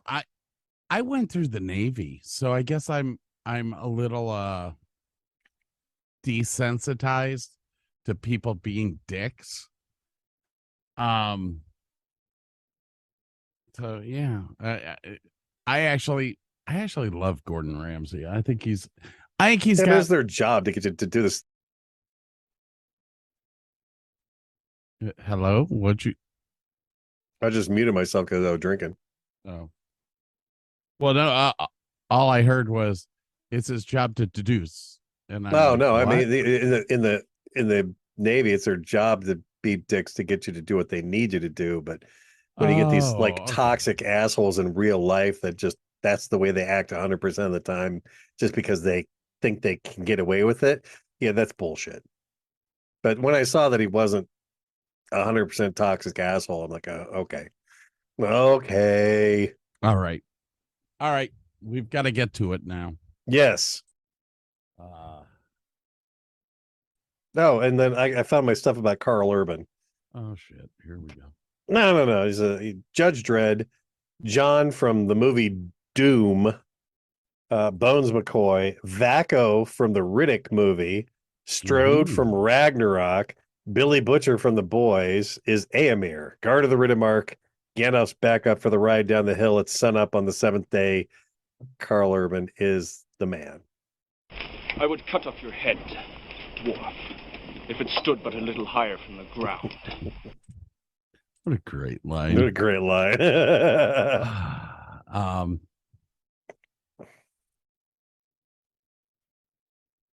And the Dead Marshes we were talking about a minute ago, that whole bit was actually just filmed in a flooded parking lot with a green screen behind it and some fog machines and dressed up by the art department. And so I just read one of the pieces of trivia that I have saved, and I've got to say it now. Go do it. They couldn't recruit enough men in the 6-foot height area to play Uruk-hai. So men from the 5-foot height level were cast as well. What were they called? I don't know. What were they called? Uruk-lo. Uruk-lo. That's awesome. As orcs have black blood, it was only natural that the inside of their mouths should not be pink. What did they use? Licorice? Licorice-based mouthwash. Oh, wow. I couldn't do it. Could not do it. I fucking hate licorice. Oh, God, I hate black licorice. You and me both. I could not do it. Can't drink ouzo. Cannot do it. Okay, I don't want to do that one until we get to Helm's Deep. And I do have another little thing in here, and we must give props to Howard Shore once again. His motifs, his riffs, his fills, his themes all blend so well. They all tell you who you're watching and what is going on at any given time in this whole film. He's just the man. We were talking about Worm Tongue, and we will get back into the synopsis of the whole thing. But yeah, maybe I should save that. Nah, I'm gonna say it anyways. Go ahead. Worm Tongue, when Worm Tongue sees Saruman's army of 10,000, oh yeah, he cries. Yeah, he like he just wanted Eowyn, is that her name, to love him. That, I mean, he knew he was a bad guy, but that's all he wanted. He wanted the hot chick to like him. Yeah, he didn't want to kill the whole fucking world. And I mean, well, the thing is that wasn't in the script. Oh, really? He apparently can make himself cry on demand, like any good actor can. It's called acting. Thank you very much. Scene. Viggo Mortensen broke 2 toes. We already talked about that. Yeah. Actually, one of the running scenes, like he had a broken toe, somebody had a broken rib, and somebody else had something broke. And like they were all 3 injured and just running across the plains of New Zealand, Middle Earth, like madmen. About 200 to 300 horses were used throughout the trilogy. And they had women. They did not have enough men and horses. So they had women horse riders with beards stuck on their faces to fill out the ranks. All right, I'm gonna stop with the trivia for a little bit. Let's get back into this bitch. I mean, this movie. We're not allowed to say bitch anymore. I understand that. Okay. The only word that should ever be used around women that begins with B is the word beautiful. Bitches love that.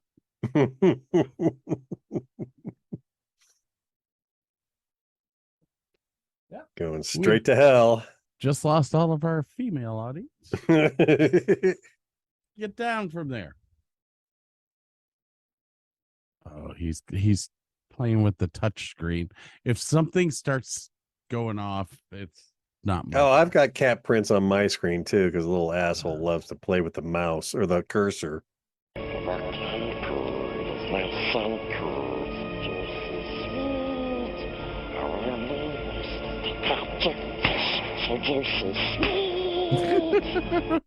just love the sound effects of him smacking the fish.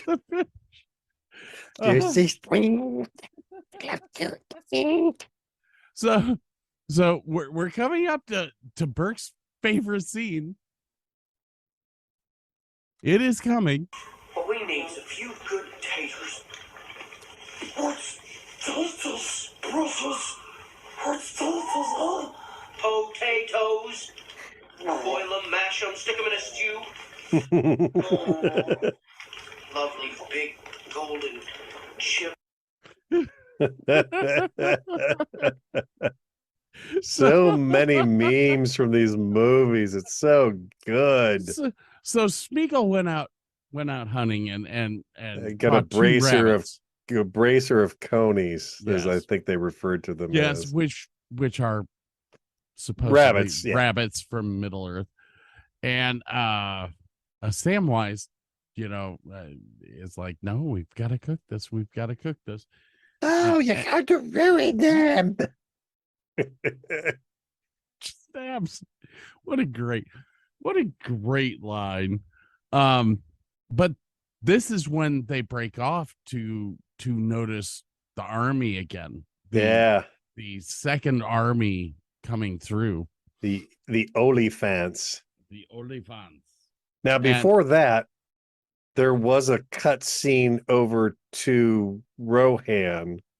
Yes. Where the 3 of them on horseback show up to Rohan. And there's a scene where the flag rips off of a pole and blows over. Everyone keeps thinking that the flag ripping was not planned. It was absolutely planned that the wind would, but what was not planned was the fact that the wind perfectly took it and flew it all the way over to Viggo Mortensen and all the characters over that. He picked it up and grabbed it and took off. That was not scripted, but it was just great. And it worked out really well. We'll get into that because that's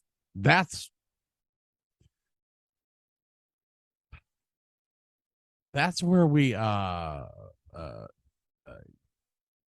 that's just the three of them. That's not them with Gandalf. That's just the three of them. They have not run into or did they? No. I'm getting lost now.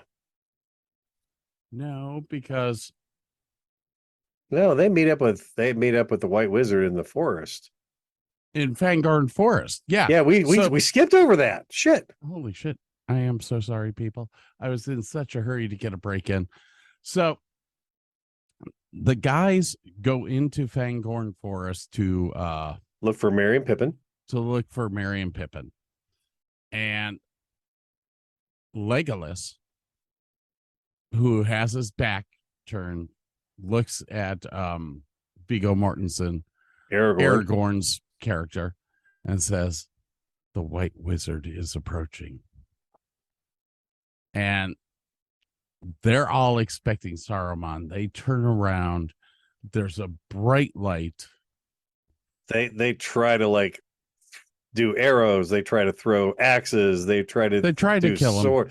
Yeah, and it's just effortlessly magicked away and in brilliant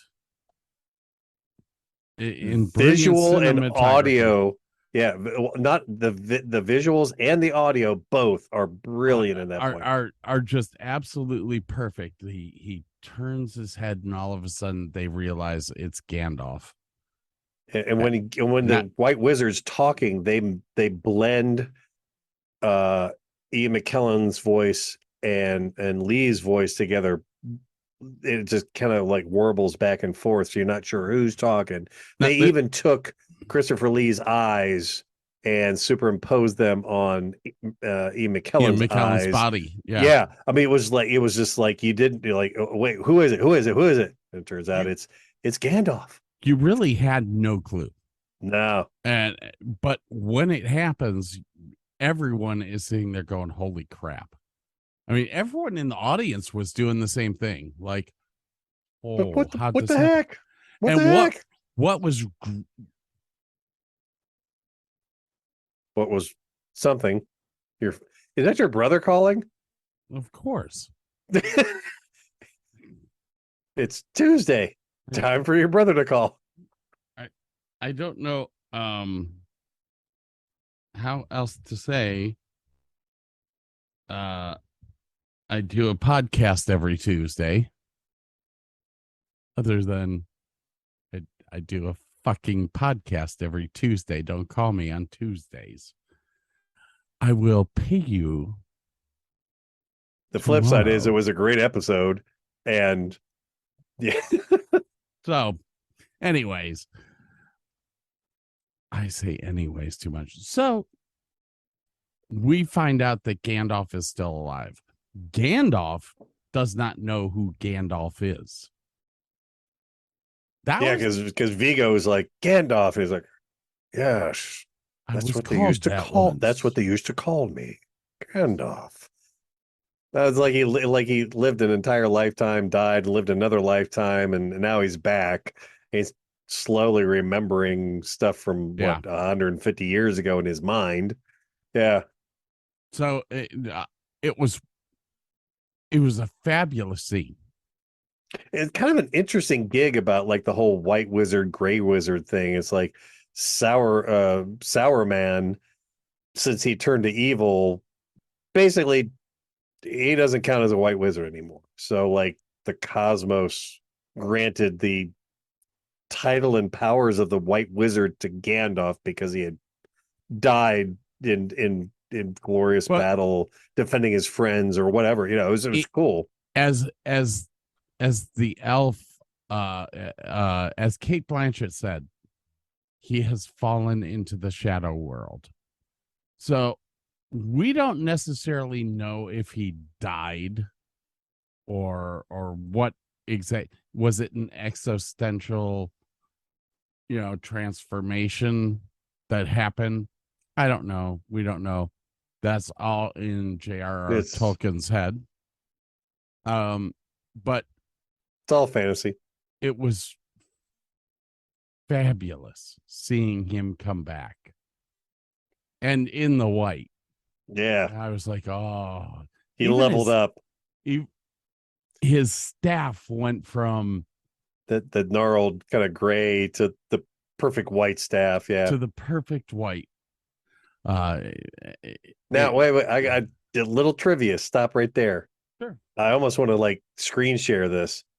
Did you know that Gandalf in his old staff had a spot for his tobacco pipe in his staff? No. Oh yeah. Here, wait a minute. Screen share, please. You should be able to share on your own. I cannot start screen sharing while other participant is sharing. Oh, okay. So I have to stop. Mm-hmm. That means I have to go here.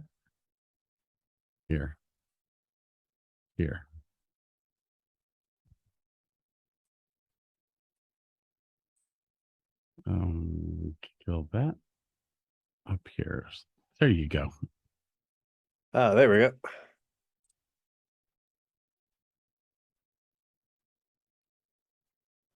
There you go. Can you see that? I can. See his pipe right there? I do. That's just one of those tiny, subtle little details that this whole movie is just chock full of. So anyway, back to where we were. What were we talking about? Gandalf the White. Well, we were at Gandalf the White. All right, so they hook up with Gandalf the White. Yep. And then they take off to Rohan. Yep. And this is what, okay. Because there's two things happening at the same time. This is what made The Two Towers actually a fun movie to rewatch. Yeah, this is, as second movies go, there's so much fun stuff in this movie. So there really is. So they make it to Rohan. I love the scene of them going in to talk to the king too. They go up to go visit with Theoden, and Wormtongue has already left explicit instructions: no weapons, and no staffs. And that's the dude. That's the guard you were talking about earlier. Yes, that's the dude right there. And I love Ian McKellen's like, you wouldn't, and forego an old man in his walking stick, would you? And the thing is that Ian McKellen is dressed in gray garb. Yeah, he's got the gray cloak. Yeah, and so you don't know that he is transformed. No, we do because of the forest. Well, but they don't know. Yeah, we know. Don't know. I know that you know that I know that you don't know what's going on. That whole, he walks in and he starts his talk, and he flat out says, "This is not you." And he goes into an incantation. Wait, you have a soundbite for this. Oh, I do, don't I? Yes, you do. What do you think that would be called? I'm not here to bandy words with her. I have not passed so far in death to bandy crooked words with a witless worm. I mean, this was almost as good as You Shall Not Pass. Yeah. And I mean, he is and he's putting the magic on And he's having this fight with Sauron. well, that's Saruman is fighting back. Saruman is fighting back, and he's still in the gray cloak. And all of a sudden, Theoden starts to laugh. It's actually Saruman laughing through Theoden. Just starts to laugh, and all of a sudden, Ian McKellen strips himself of the gray clothes, and you see that he is the white wizard, and everything starts to change. You've got Theoden bleeding now. You've got and he's just getting closer and closer, and all of a sudden smacks Theoden in the head with the staff, and Saruman, hundreds of miles away, gets smacked in the head metaphysically and falls backwards. And I love he must have slid 30 feet. I was like, yes. And I love the fact that Gimli, Aragorn, and Legolas are just taking out guards left and right, barehanded. They're just like smack, smack, smack, smack. I think the best part is Gimli putting his foot on Wormtongue. Yeah. And just you're not going anywhere. You're not going anywhere. His staff. I told you to take his staff. Oh, Wormtongue. Oops. What a great character. Brad Dourif is such a great, creepy actor. He was even in a couple episodes of it was one of the Star Trek shows, Catherine Janeway. Yes. He played like this psycho Maquis that they had locked up, and oh my God, did he nail that part too? Jeez, oh Pete.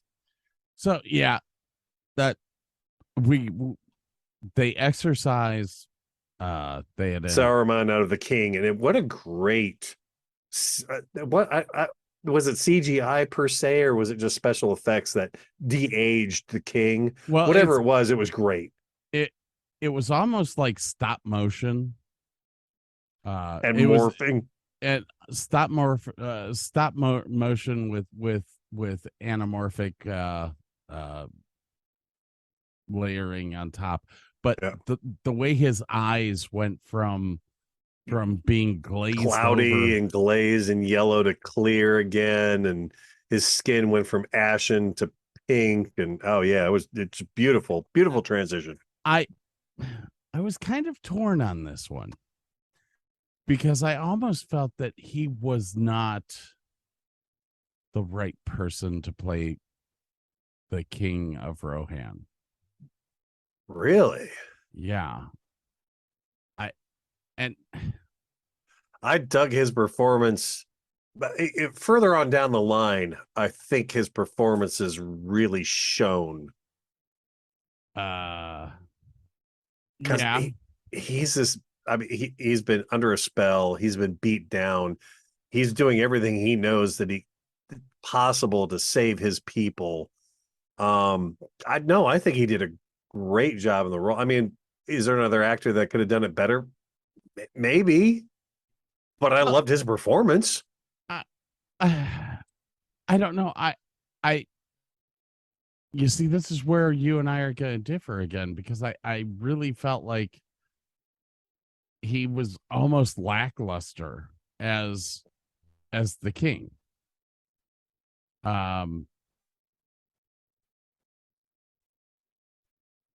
Yeah, I don't know if that's maybe like due to writing or directing also. I mean, I don't know. I mean, who would you have cast? Vincent Reagan. The name's familiar, but character escapes me. He was in here. Let me see what he was in. He was in 300. Snow White and the Huntsman, Troy, Clash of the Titans. Did you ever see the TV show The Royals? Bit young, but maybe. No, I don't think I have. Well, in The Royals, he played King Simon. A bit young. The guy is not that. He's not Boy. He's my age. No, but that was 20 years ago. So that would have been, he'd have been a bit young back then.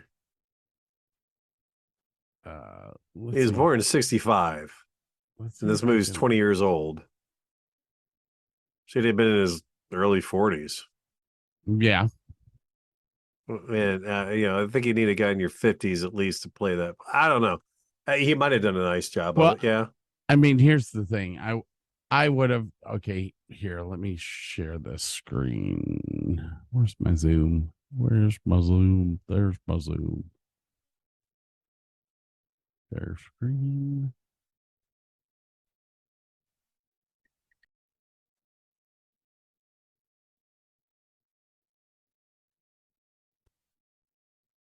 All right. Can you see that photo? Here he is. I can. Yeah, but when was that taken? 2017. Okay. And this movie was 2002. It's 15 years before that. I think you're seeing my notes. I can't let that happen. How the hell do I stop share?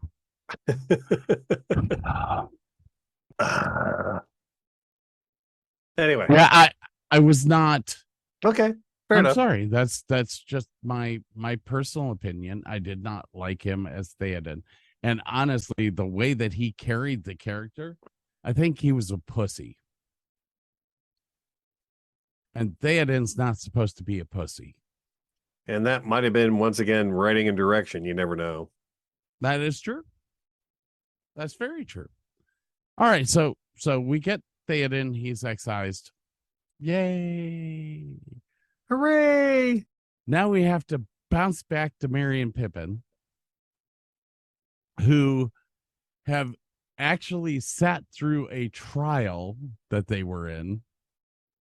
I guess a trial, a gathering of the Ents, and they're trying to get them to do something to help. They're trying to figure out if they're orcs they're or not. mini orcs or not, which absolutely cracks me up. The Ents, I'm sorry, I love the Ents. I think they were one of the best parts of this movie. We have decided that you are not orcs. No, he fell asleep. Yeah, that's right. He fell asleep. We have decided. Yes. That you are not orcs. You are not orcs. That's great. So they decide that Merry and Pippin are not orcs. And as I said, this is almost like a three-pronged attack in the movie, which Peter Jackson was brilliant in doing. He is attacking three different fronts at the exact same time, and it's great. You got Rohan, you've got Samwise and Frodo, and then you have Merry and Pippin. Yep. And so Merry and Pippin are exonerated and no longer orcs. And the Ents, I believe, say they want to. They're going to take them back to out of Shire. the forest, back to the Shire. Yes. And then at some point, Merry says we should go to Isengard because the closer you are to danger, the farther you are from harm. Exactly. Well, he says we need to go north. He doesn't say Isengard, but Pippin turns and looks at him and goes, that's going to take us to Isengard. No, it's south. Or, yeah, it's south. Because he does that great line about, I always like going south. It feels like you're going downhill. Mm-hmm. Now, this is a great setup for Merry and Pippin. This is the best thing that because the Ents have no clue how far Sauron has gone. Yep.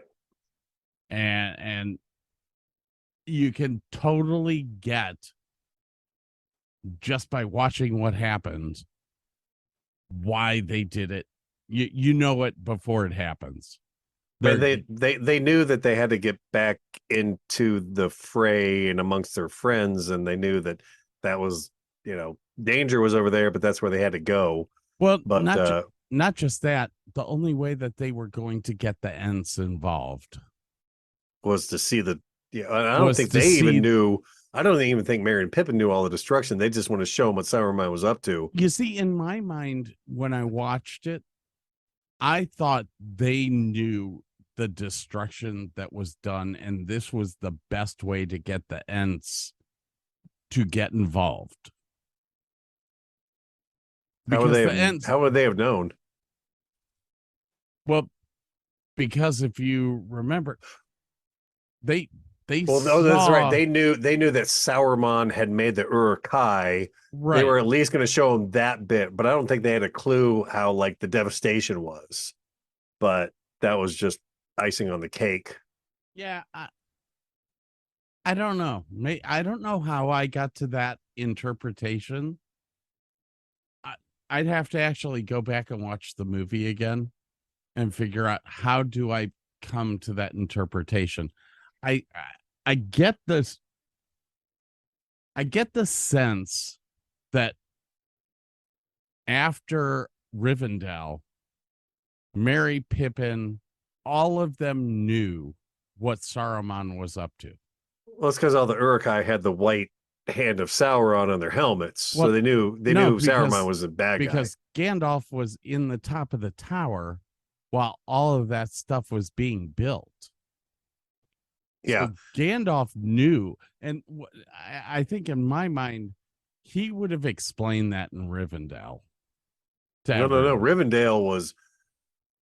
He left Rivendell and went to Isengard. No. The whole reason that he didn't meet up with Frodo at the Prancing Pony was because he was that's stuck right. on top of the tower. But he never got to see. What do you mean? Maybe he did. Maybe he did. Shit. Yeah, maybe he did. Okay. All right. I'll go with you.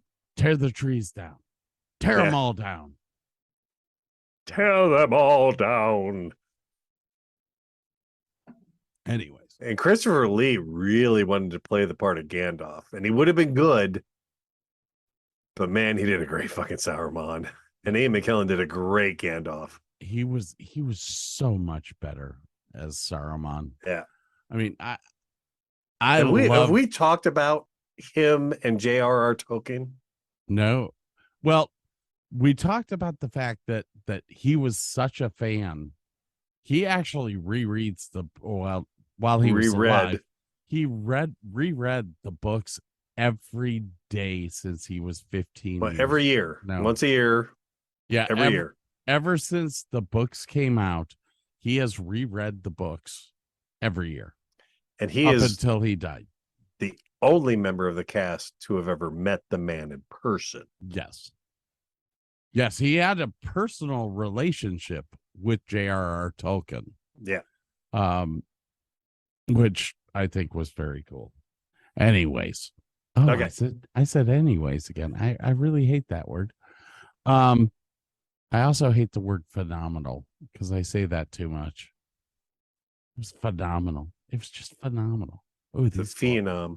These glasses hurt. Oh. Biting into the bridge of your nose a little bit. Yes, sir. So, like I was saying, we have three different things going on at the same time. You have the Rohan incident. You have Merry and Pippin, who we just talked about. Now let's go back to Frodo, who is at the gates of Mount Doom, or the gates of Mordor. Mordor, yep. And Gollum stops him from attempting to go through the gates. And tells him there's another way. There's another way. So they back off. They start to trek on the different way to Mordor. While this is happening, they run into the Egyptian army again. But the Egyptian army is fighting a group of bandits, basically. Right. which actually turns out to be the steward's son and son of brother of Boromir. It is the fighters of Gondor being led by Boromir's brother. Faramir? Faramir. They capture Frodo. Sam and Frodo, but not And Sam. Gollum. But not Gollum. Frodo Baggins is my name, and this is Samwise Gamgee. Your bodyguard? His His gardener. gardener. I must truly be a great realm, Master Gamgee. My gardeners are held in high honor.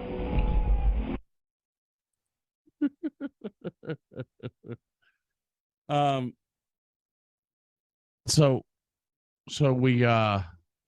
they get captured and they are going to be taken back to Gondor, but they're gonna go via a city. Are you okay? Oh, I thought you were saying that you couldn't hear me. No, I was itching my ear. I got a little. I'm Yeah, like, no, sorry. Oh shit, he can't hear me, man. What the hell? What the hell? Uh, Supercomputer failed me. No, he can't be. Best computer ever. Oh god, I'm gonna have to load Lone Wolf McQuaid again. Are you gonna call your computer Whopper from now on? Oh my god, no. You're gonna print that out and stick that on your computer, aren't you? Oh my gosh, that is freaking okay. Hang on. I'm sure that you just heard that, but I'm gonna show you something here.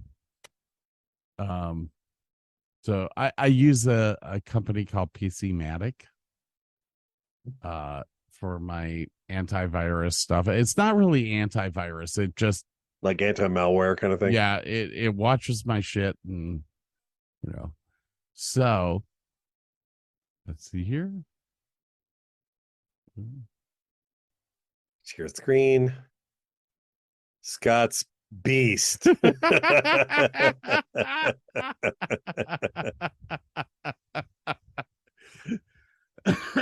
So no, I named it Scott's Beast, but now you have to rename it the Whopper. Now I'm gonna have to. What a great film that was. Anyway, back to the film. So anyways, so they get captured them, and they were going to, what the hell is the name of that city? Old Deer? No, it was Olga something.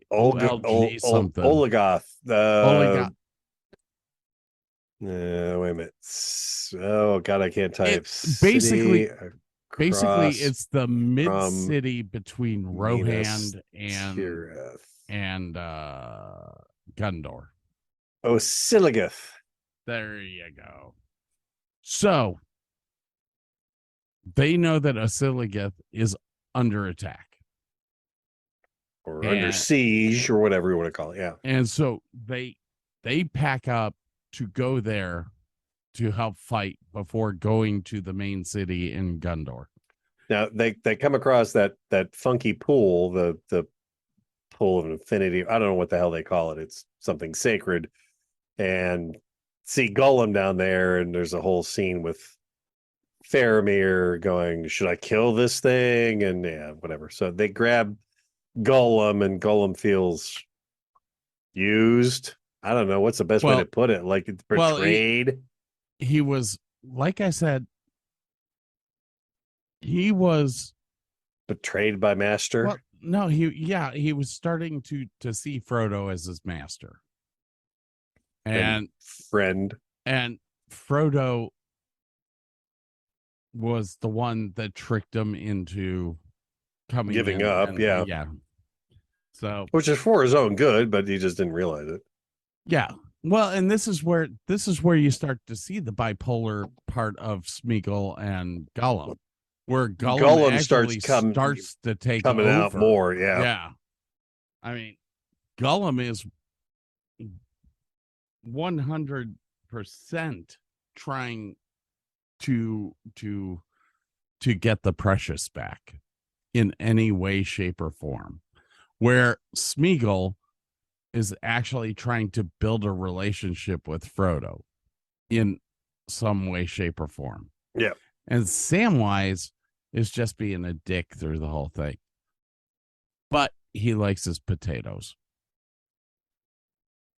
That was funny. Yeah. I like his potatoes. I play with his potatoes every night. So they go to the city. And what ends up happening? They get ambushed by orcs. Not just orcs. And Uruk-hai. Not just and Uruk-hai. and the one bad guy. What's his name? The deformed one with the bad hand. Well, after that, the Witch King of Agmar shows up on his. Nazgul. No, it's the Witch King. Nazgul. It's the big bad. It's the Witch King. And Shows Frodo up. almost gives up the ring. Are we missing something? Because there's like the whole Battle of Helm's Deep here too. No, dude, that's after. Okay. That is after the son of the guy at Gondor, Boromir's brother. Faramir. Yeah. That's after Faramir releases Frodo and Sam. Okay. After the whole fight in the city, Faramir finally realizes the ring is because Faramir figured out Frodo's got the ring. Yeah, he knows he's going to take it to his dad. But Faramir is the first human to actually sit back and realize that it's more important to destroy the ring. Yeah. And I mean, that whole scene where they start screaming at Faramir about how Boromir tried to kill Frodo just made the impact even bigger.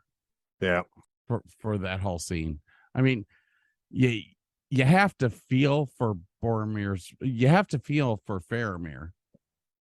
He lost his brother. He didn't know how he lost his brother, and now he's finding out that his brother was weak and tried to succumb to the power of the ring. But he's also got his overbearing father telling him he's got to get this ring at all costs, and he's nowhere near as good as his brother was. And I was like, wait a minute, my brother was not that great. But in this movie, we don't know about that. Yeah, maybe the extended version. I can't remember.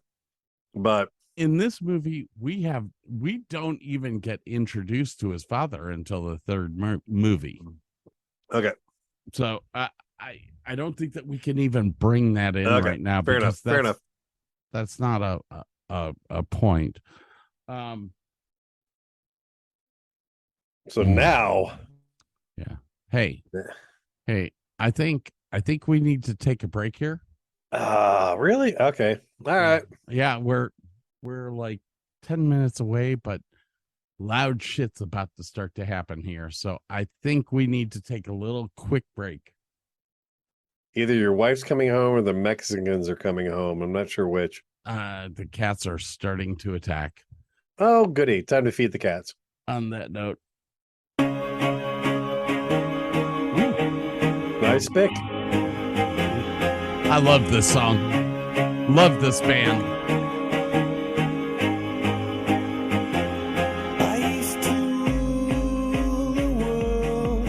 Seas would rise when I gave the word. Now in the morning I sleep alone. Sweep the street. All right, folks. See you in a bit.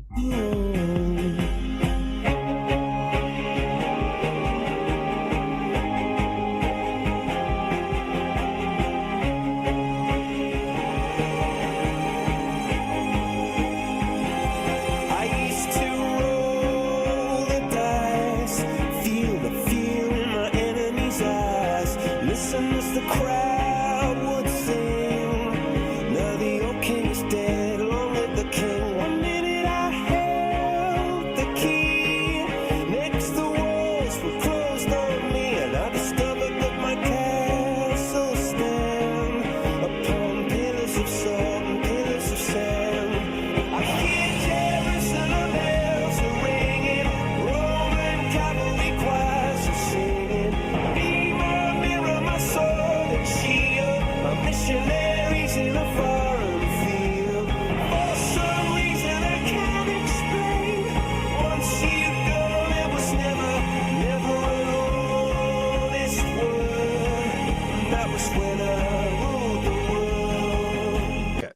Okay.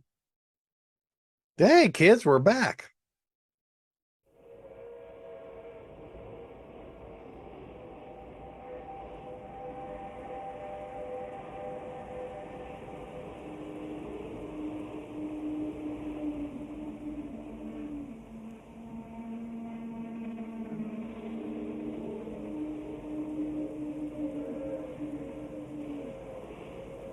I want somebody to share the rest of my life, share my innermost thoughts, know my intimate details, someone who'll stand by my side and give me support, and in return she'll get my support, she will listen to me when I want to speak about the world we live in and life in general. Though my views may be wrong, they may even be perverted, she'll hear me loud and won't easily be converted to my way of thinking. In fact, she'll often disagree. But at the end of it all, she will understand me.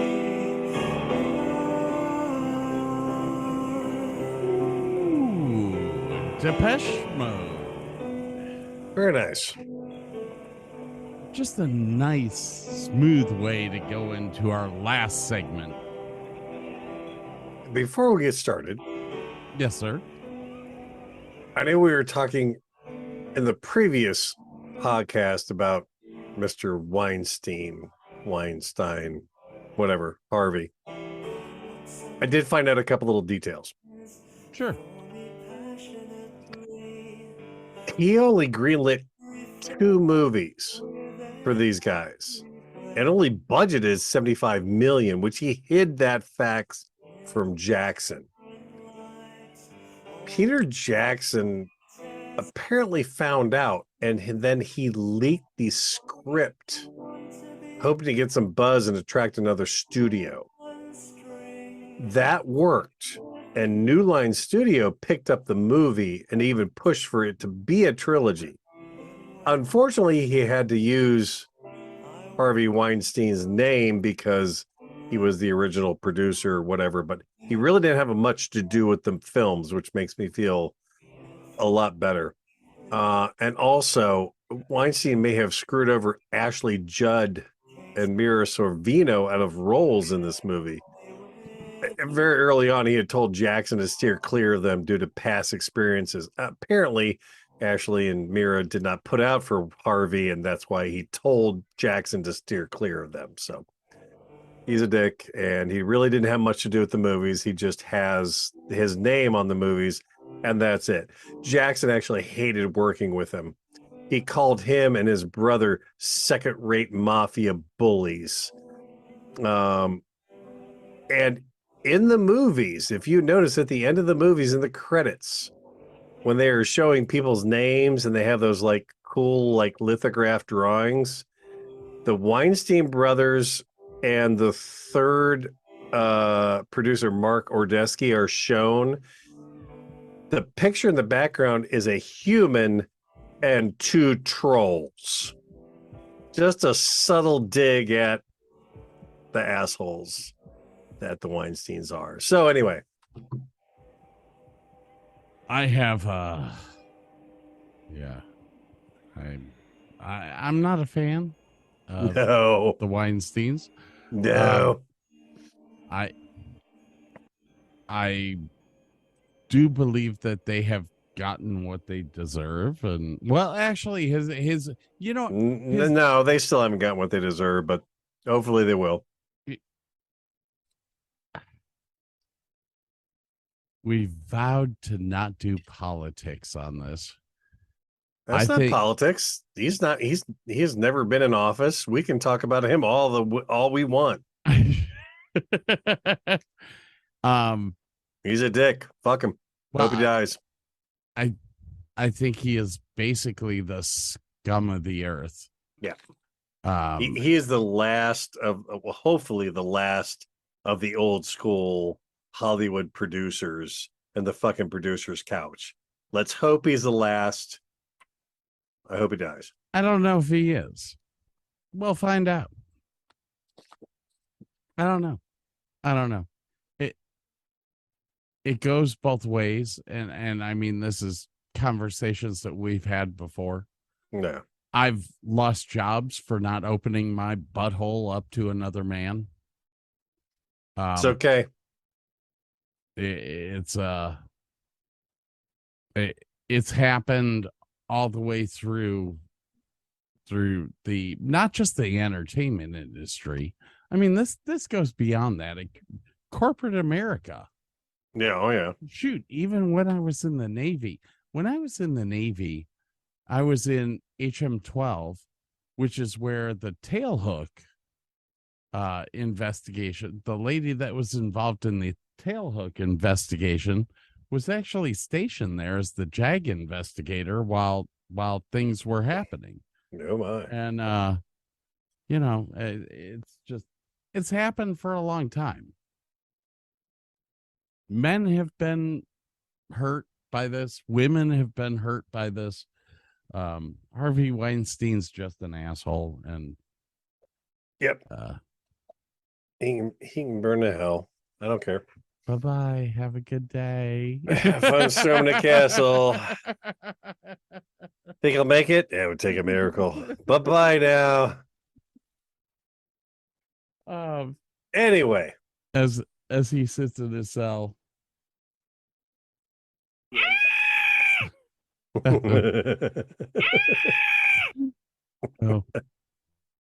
Oh God, here comes Julio. Man, I bet that hurt. Here comes Bubba. Oh damn, my. Not even lube. Oh. All right, so we were talking about the fact that Frodo is now on his own with Gollum and Samwise. We'll see what happens with them in the next movie. Yep. Because all of a sudden, the Riders of Rohan. Hold on. Let me finish what I'm saying. It wasn't the Riders of Rohan. The city of Rohan has packed up their bags and they are checking out to go to Helm's Deep. Yes. Ooh, Viggo Mortensen. Ooh, on his way to Helm's. Now, wait, what we didn't discuss was Aragorn getting into the fight with the Uruk-hai and going off the cliff. Well, that was on the way to Helm's Deep. Okay. So we're on the way to Helm's Deep. We're walking. We're talking about dwarves, wives that have beards. We're having a good time. All of a sudden, there's a bunch of warg riders. There's wargs. Yeah, it was warg riders, and they were a scouting party. They were a scouting party, and they attacked the group going to Helm's Deep. So all the men came up forward and fought, including Aragorn. And Aragorn actually takes a tumble off of the cliff. Yes. It is assumed that Aragorn has died. Landed in a river that was 1,000 feet below, and we assumed he's dead. And Legolas, as well as Gimli, really kind of, this hit him hard. Yeah. Oh yeah. And Legolas actually found the necklace that Eowyn had given to Viggo's character and kept it. And when they went back to Helm's Deep, well, don't go there yet. because Well, I wanted to talk about the fact that Theoden really kind of pushed everyone forward. oh yeah, it was like, don't even bury the dead. Let's get the fuck out of Dodge. It was kind of his whole thing, he's looking out for his people. I get it. Okay, but it's a tough call. But this once again brings me back to an area where I don't think that this character was fully thought through. And once again, it might have been him. It might have been the writing. It might have been the directing. It's kind of a tough call. It really is. But here's the thing. He's kind of a wuss. He's kind of a wuss in leaving. He's looking out for his people. Every step of the way, he's looking out for his people. Okay. It's unpopular choices, but his choices are always, how do we save as many of my people as we possibly can? And it may make him look like a wuss, but it's always the best for the most. So he packs up his people and leaves. Yep. But then, after being attacked, he acts like he's the tough guy. He's the tough. He rides into the thick of it. He gets in the crap. Well, he's killing orcs. Great. Yeah, I mean, people are dead. He sits there and says, "Leave the dead. Let's go."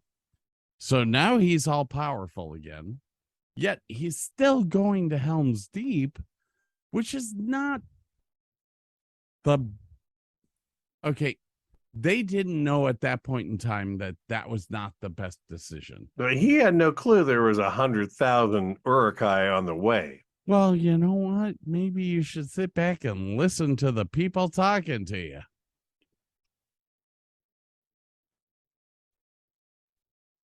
The last person he listened to was Wormtongue.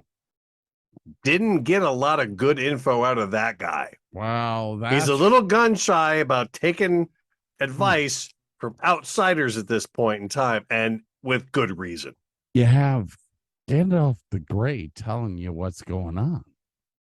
Or disappeared. Hit the wrong button, sorry. All right. So they are heading toward, well, actually, I guess we should have done this. Gandalf the White left Rohan and told Aragorn what? Expect me on the 7th day at dawn. I thought it was the 5th. Maybe the 5th, yeah.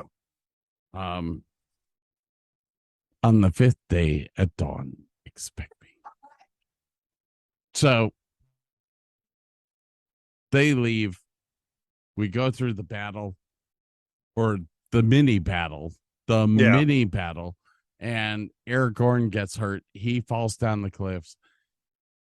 He floats on a river, down the river, and lands on shore. And the same horse that he had talked to, God, was it in the first film? Like, I think you should give this horse a break. Yeah, literally was the same goddamn horse. It was the same horse that he told at the Mines of Moria to go off and go. No. It wasn't that. It was when he first got to Rohan and said this horse has been through enough or something. But anyway, it was like the same horse that it was a bit earlier in the films, finds him, picks him up, or allows him to get on his back or whatever. Okay, so in the second film. Mm-hmm. Okay, I think it was in the second film. Like this horse has seen enough. Oh shit! It might have been the same horse that held the two kids. Remember the two kids? Do you remember the two children? That could be. I think that's the horse. But anyway, so yeah, he was like kind of the horse and said you should let him go wander at a pasture and have a nice life because he's been through enough. Yeah. That horse finds him. Somehow he gets up on his back, takes him there. Now, the brilliant thing about this is if he had not fallen off that cliff, he would not be a day behind. He would have never found this horse. He would have never seen the armies of Uruk-hai coming to Helm's Deep. Yes. Eric Lowe. Or the Eric Lowe's. Eric Lowe. Eric. Eric. Eric. No, it's Eric. What the hell? I don't care. Anyways. So we finally get to Helm's Deep. Yeah, all the major characters get to Helm's Deep. The daughter is there, and she asks, Shall I describe it to you? Or would you like me to find you a box? No, that's the later. Gimli and Legolas get there, and the daughter of the king goes, yeah, hey, where's so and so? And he's like, he fell. Like that's all I get. He fell. She's like, oh crap, he's dead. And they're all preparing for battle and everything, and then all of a sudden, Aragorn shows up out of nowhere. It is a good scene. I won't lie.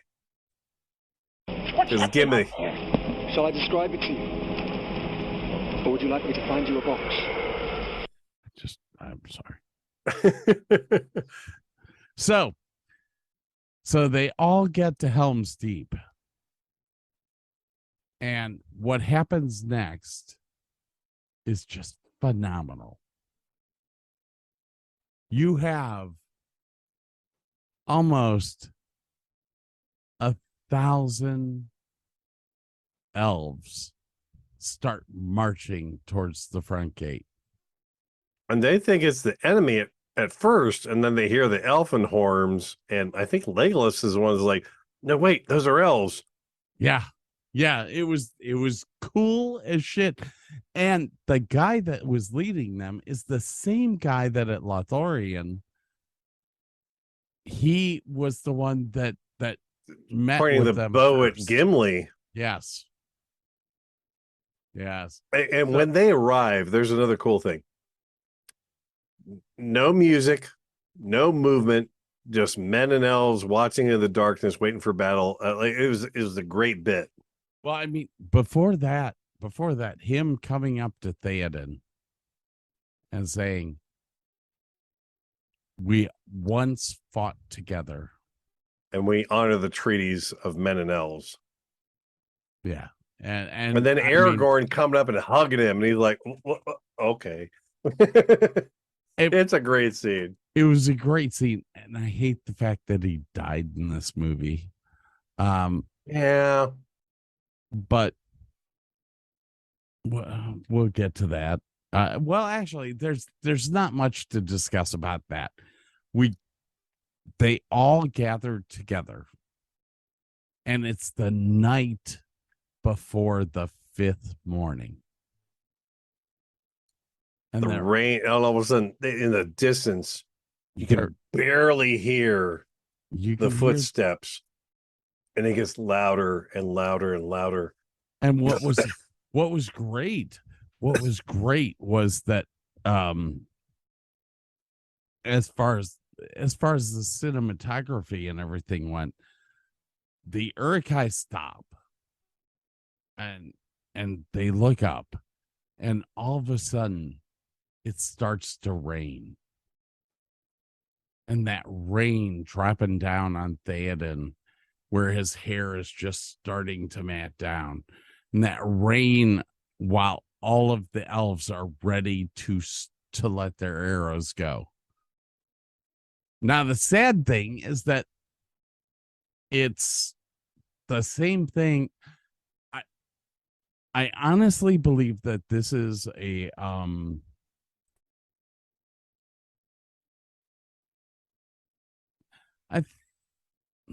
well, I'll talk about that in a second. Okay.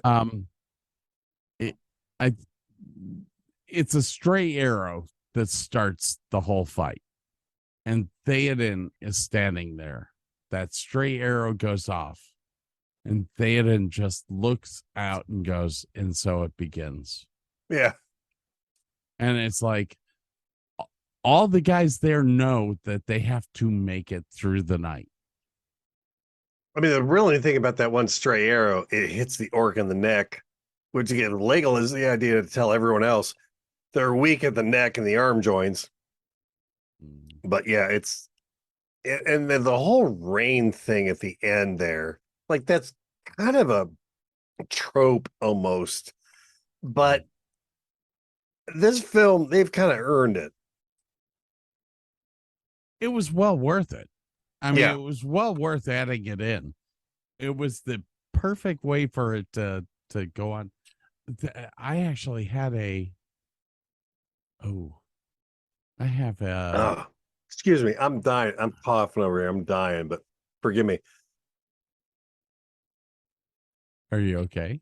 Yeah, I just eating some peanuts and ones got stuck in the back of my throat. I apologize. I sound like I'm all verklempt. It's just that. Let's see here. The Helm's Deep battle Juice Priest took 4 months to shoot. 120 days to film, 90 of them at night. Yep. For a 40 minutes of screen time. There are entire movies that have been filmed in less time than this one battle for this one film of a trilogy. Let that sink in. There have been films filmed in less time, the entire films, for this 40 minutes of goddamn time. 20,000 extras were used, and over 20 hours of footage was shot. There were 40 minutes.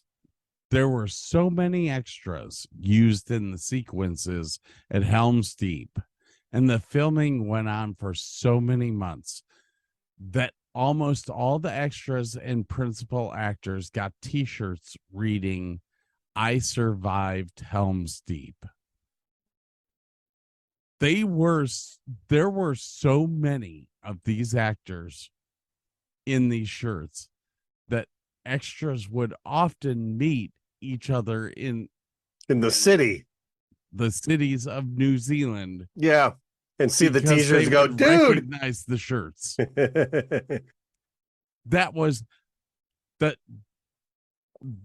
This was the pinnacle battle as far as extras went. Battles later on in the next movie happened, and they were fabulous and they were great, but a lot of it was CGI.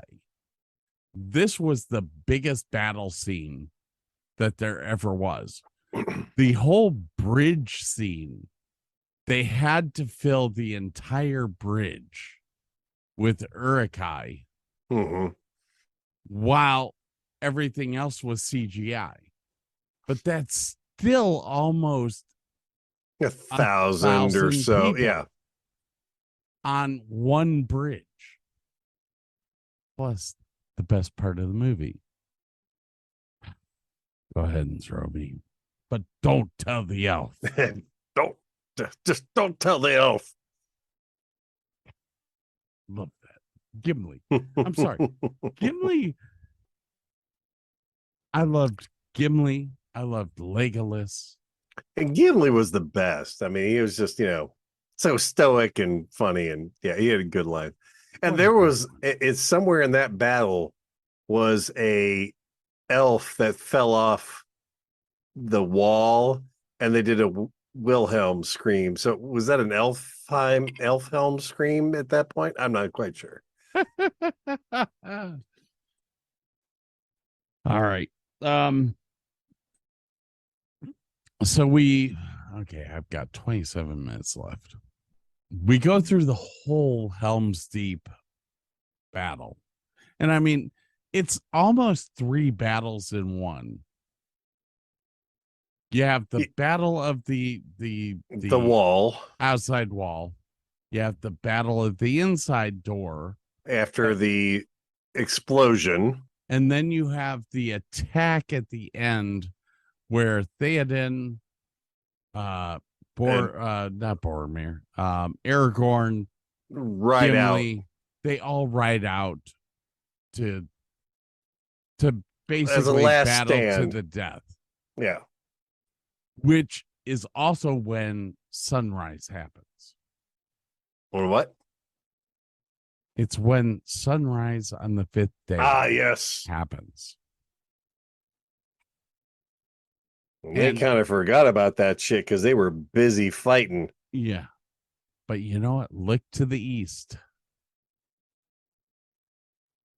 That's sunrise on the 5th day.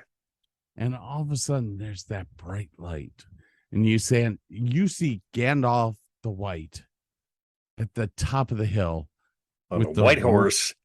On a white horse with the riders of Rohan. Oh, it's just him first. Then all of a sudden you got these thousands of riders.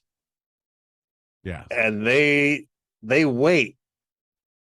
They wait for the sun.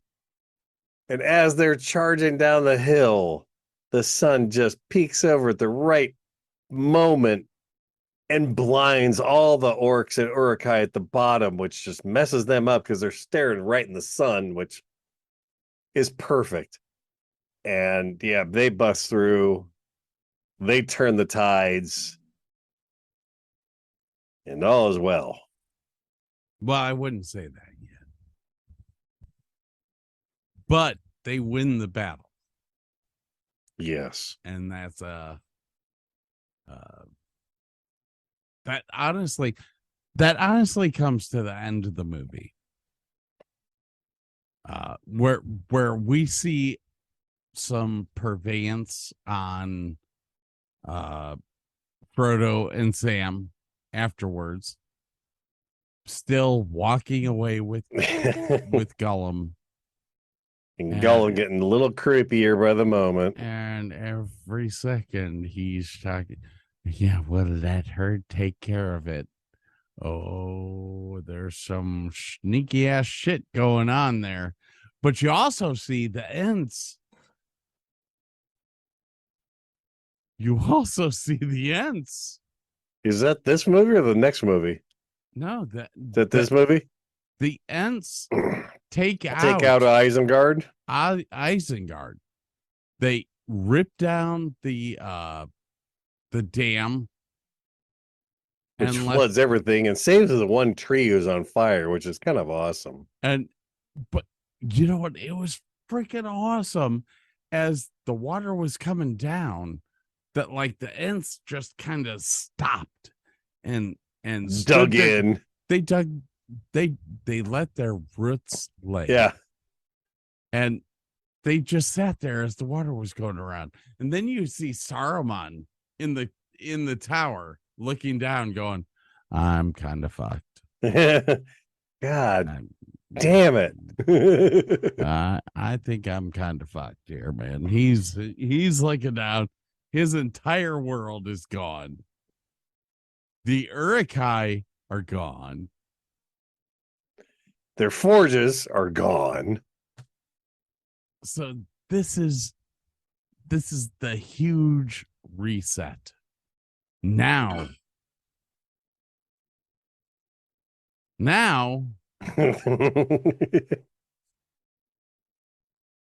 it's just Sauron and Frodo. Yeah, but there's a bunch of badass orcs between him and the tower, but that's for another film. That's a totally different film. Now, before we finish this up, I saw or found or whatever a really cool bit, and I think this actually belonged in the first movie. They built what they called stilt walkers.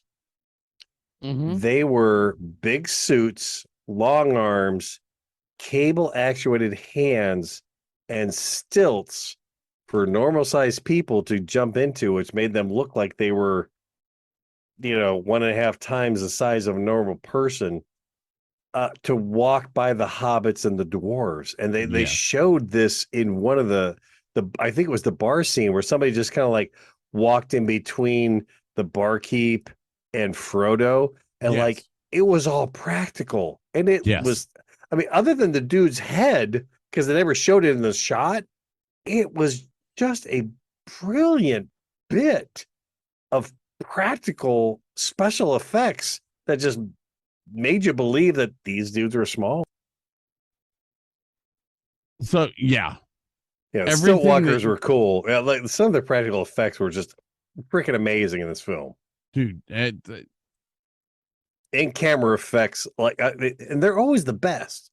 I mean, CGI is good, but if you can do an in camera practical effect, it just always looks better. It's just, no doubt. Boy, that's hot. Hot as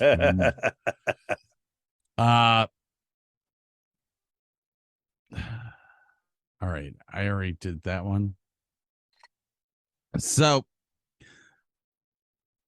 what did you think of the second movie as compared to the first movie? Well, this is my last place winner in the trilogy, but it is better than most films that are out there right now. I do love this film. I will watch this film when it comes on TV. I will choose to watch this film if I'm going through stuff. I do like it. I love the first movie the best. I love the last movie second best, and this is my third best, but damn, it's close. There's so much good stuff in this film. The Battle of Helm's Deep is just bloody amazing. It's a great film. Like I say, it's better than most. I was like, I may not like it the best of the three. That doesn't mean it's better than most films out there. The character arcs fill out. The scene is set for that epic conclusion. It's a solid film on its own. So I like this film a lot. I agree with you. I love this film. I had a lot of fun watching it. Yep. There are trilogies where the second film are better. Not a lot. Empire Strikes Back. That and Star Trek. Well, I can't even call Star Trek a trilogy. The second Star Trek movie, Wrath of Khan, yes, is probably the best movie of the entire series, but that was not a trilogy. That was like a series of them. But anyway, as trilogies go, typically a second movie kind of sucks. And this one was better than any other second movie other than Empire. I will give you that.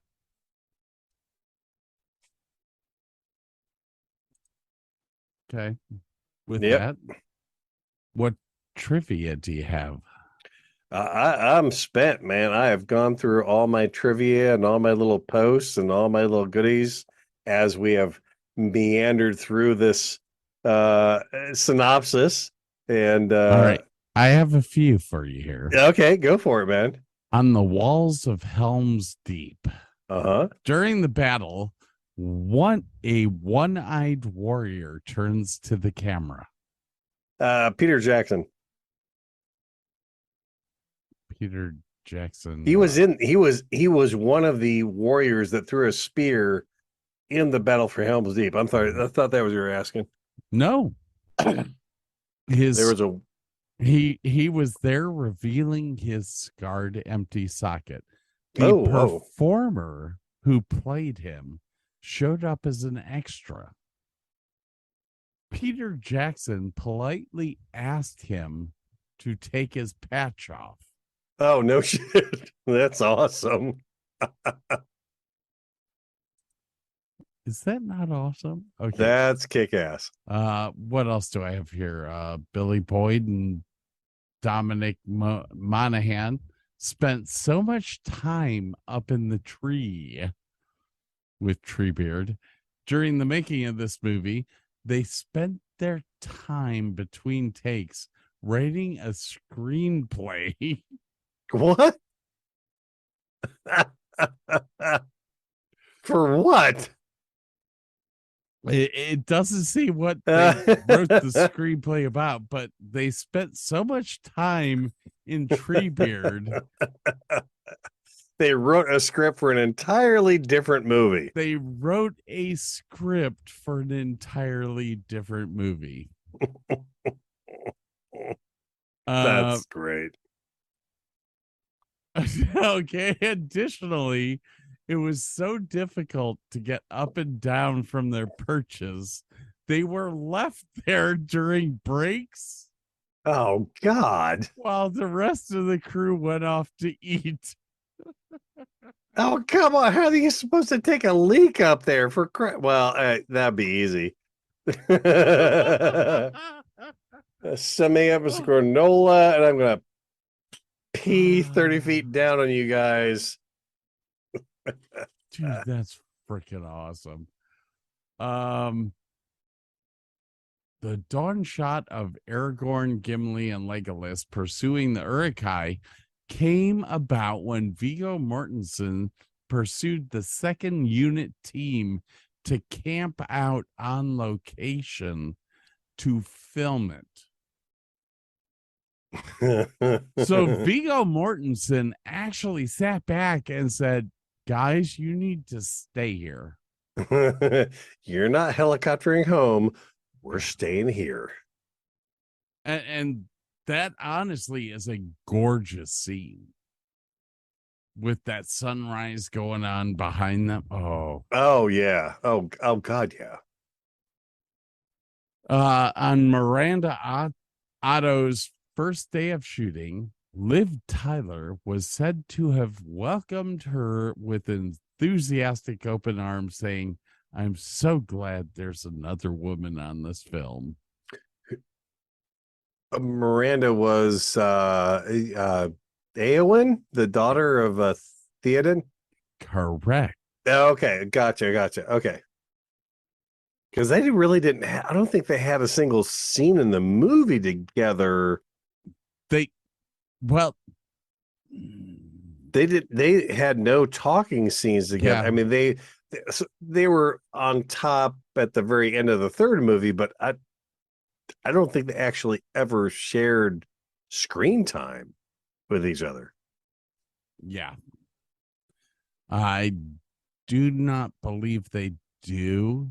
They're in the same movie together. They don't have any lines with each other, though. They didn't film together. Yeah. The Gollum that is briefly glimpsed in the Lord of the Rings, the Fellowship of the Rings, is an entirely different Gollum than the one that appears in this movie. They had not cast Andy as the part yet. And the Gollum in the third movie is different. How so? Doesn't say how so.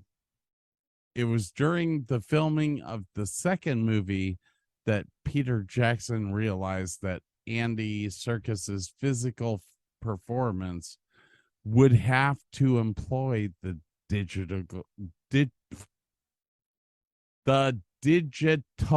creation of Gollum.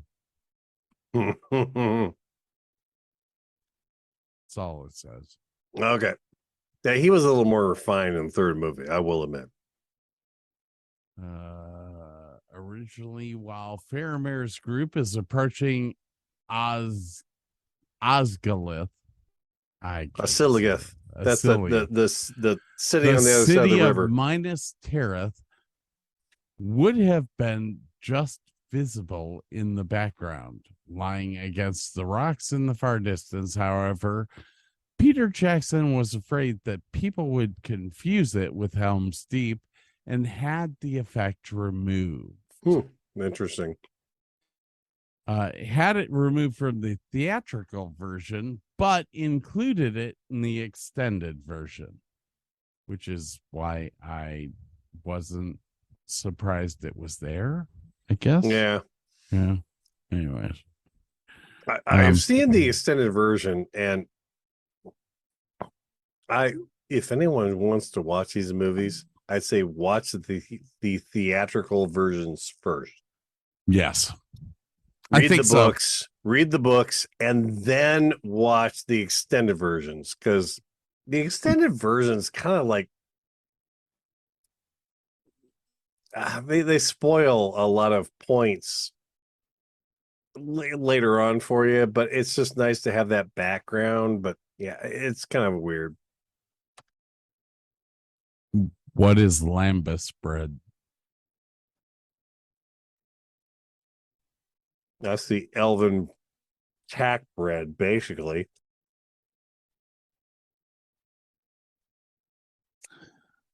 Lambus bread that Sam and Frodo ate in the beginning of the movie was actually shortbread cookies.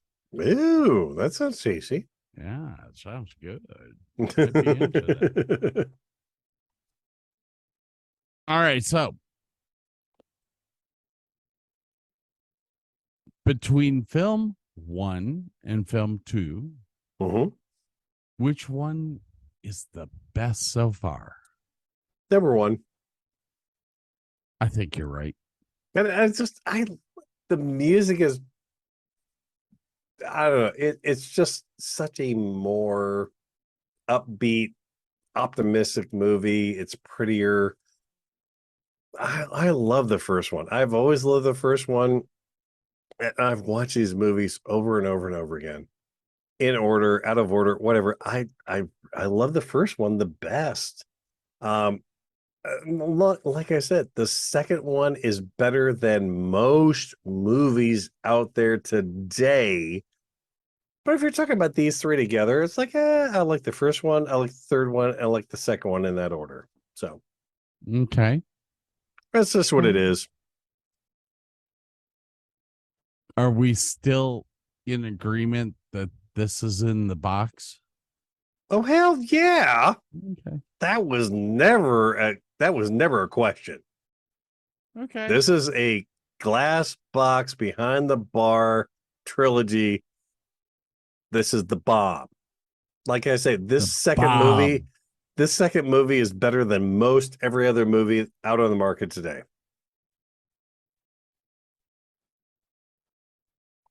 All right. Hey, we're gonna take a quick break here. We're gonna come back, do our conclusion for the show, and we'll talk about what's coming up next. Alrighty then. All right. Talk to you real soon.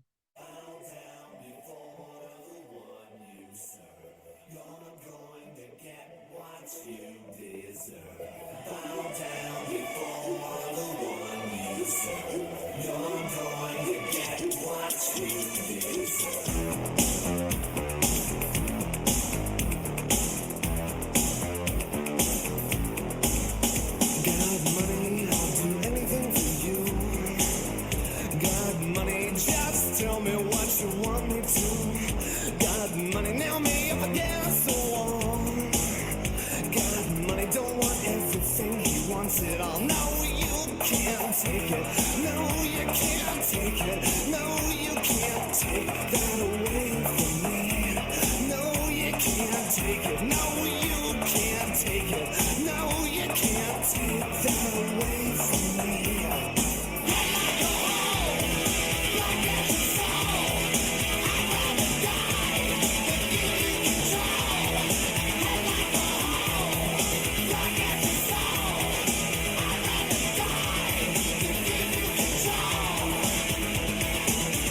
Bow down before the one you serve.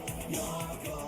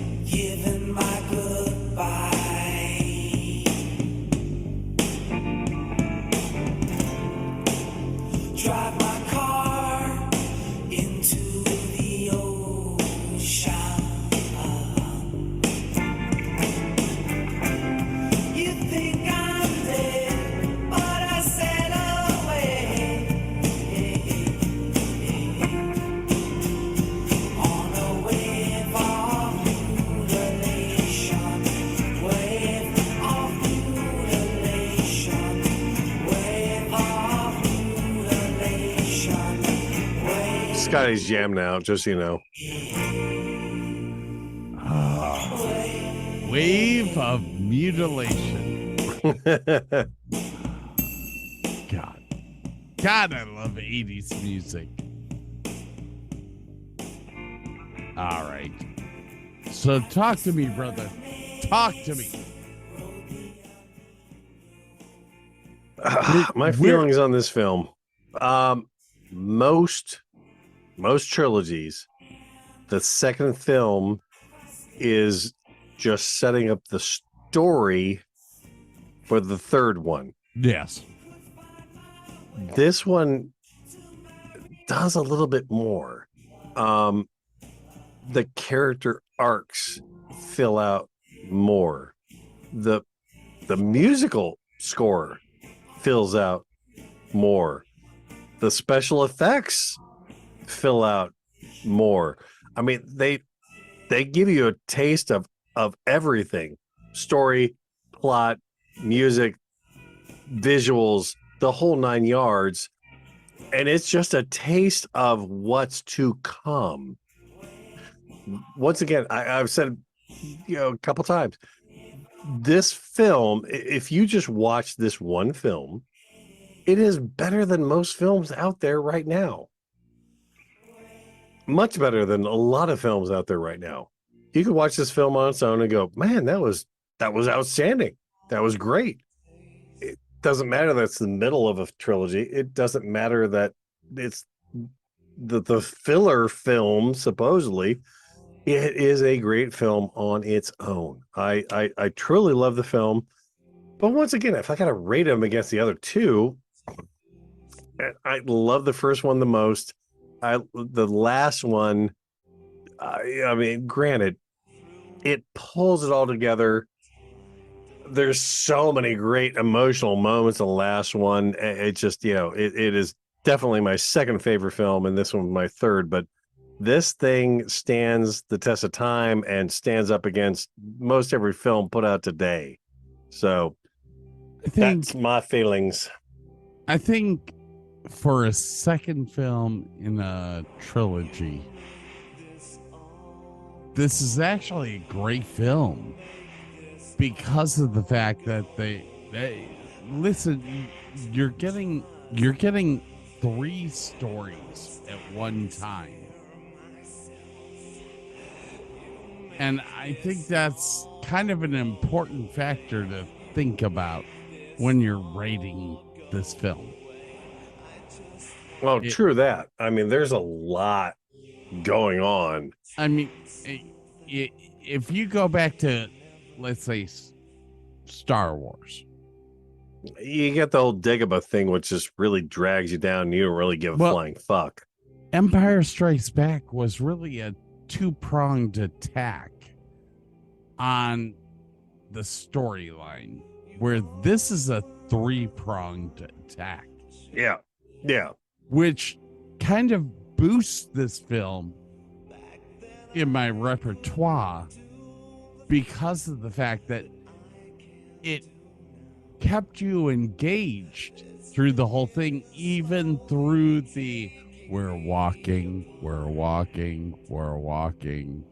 scenes. Yeah. Oh, yeah. So I agree with you in certain aspects, but I disagree. I think this film is great. Oh, I love this film. No doubt about it. This is a better film. I could put this. I would put this up against any Fast and Furious film. It's much better than any Fast and Furious. I don't give a shit. All right. So far, this film, this trilogy is still living in the box, people. Oh, yeah. It's strong as a heart attack. So where do we go from here? Oh, we get to talk about the third film next time, and there's so much good shit to talk about in the next film. Oh my goodness. Well, so everyone knows I was actually going to do the third film and then another podcast afterwards, wrapping up the whole thing. I think we're gonna finish it all. I think we can wrap the whole thing up in the next 2 podcasts. I don't think we need to. I think we can end. I mean, this. you know, like we're gonna film one. It'll be 2 episodes, but I think we can wrap it all up.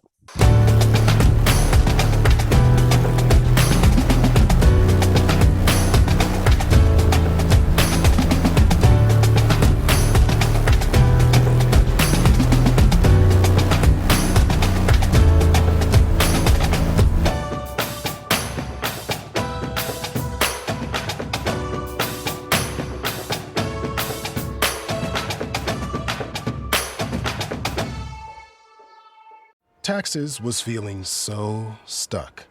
Sitting in traffic, squeezing into a parking spot, all to squeeze in getting tax help during your lunch break. Now Taxes is a TurboTax expert who does your taxes for you, while you go about your day getting real-time notifications about their progress and the most money back guaranteed. Now this is Taxes. Intuit TurboTax. Get an expert now on TurboTax.com.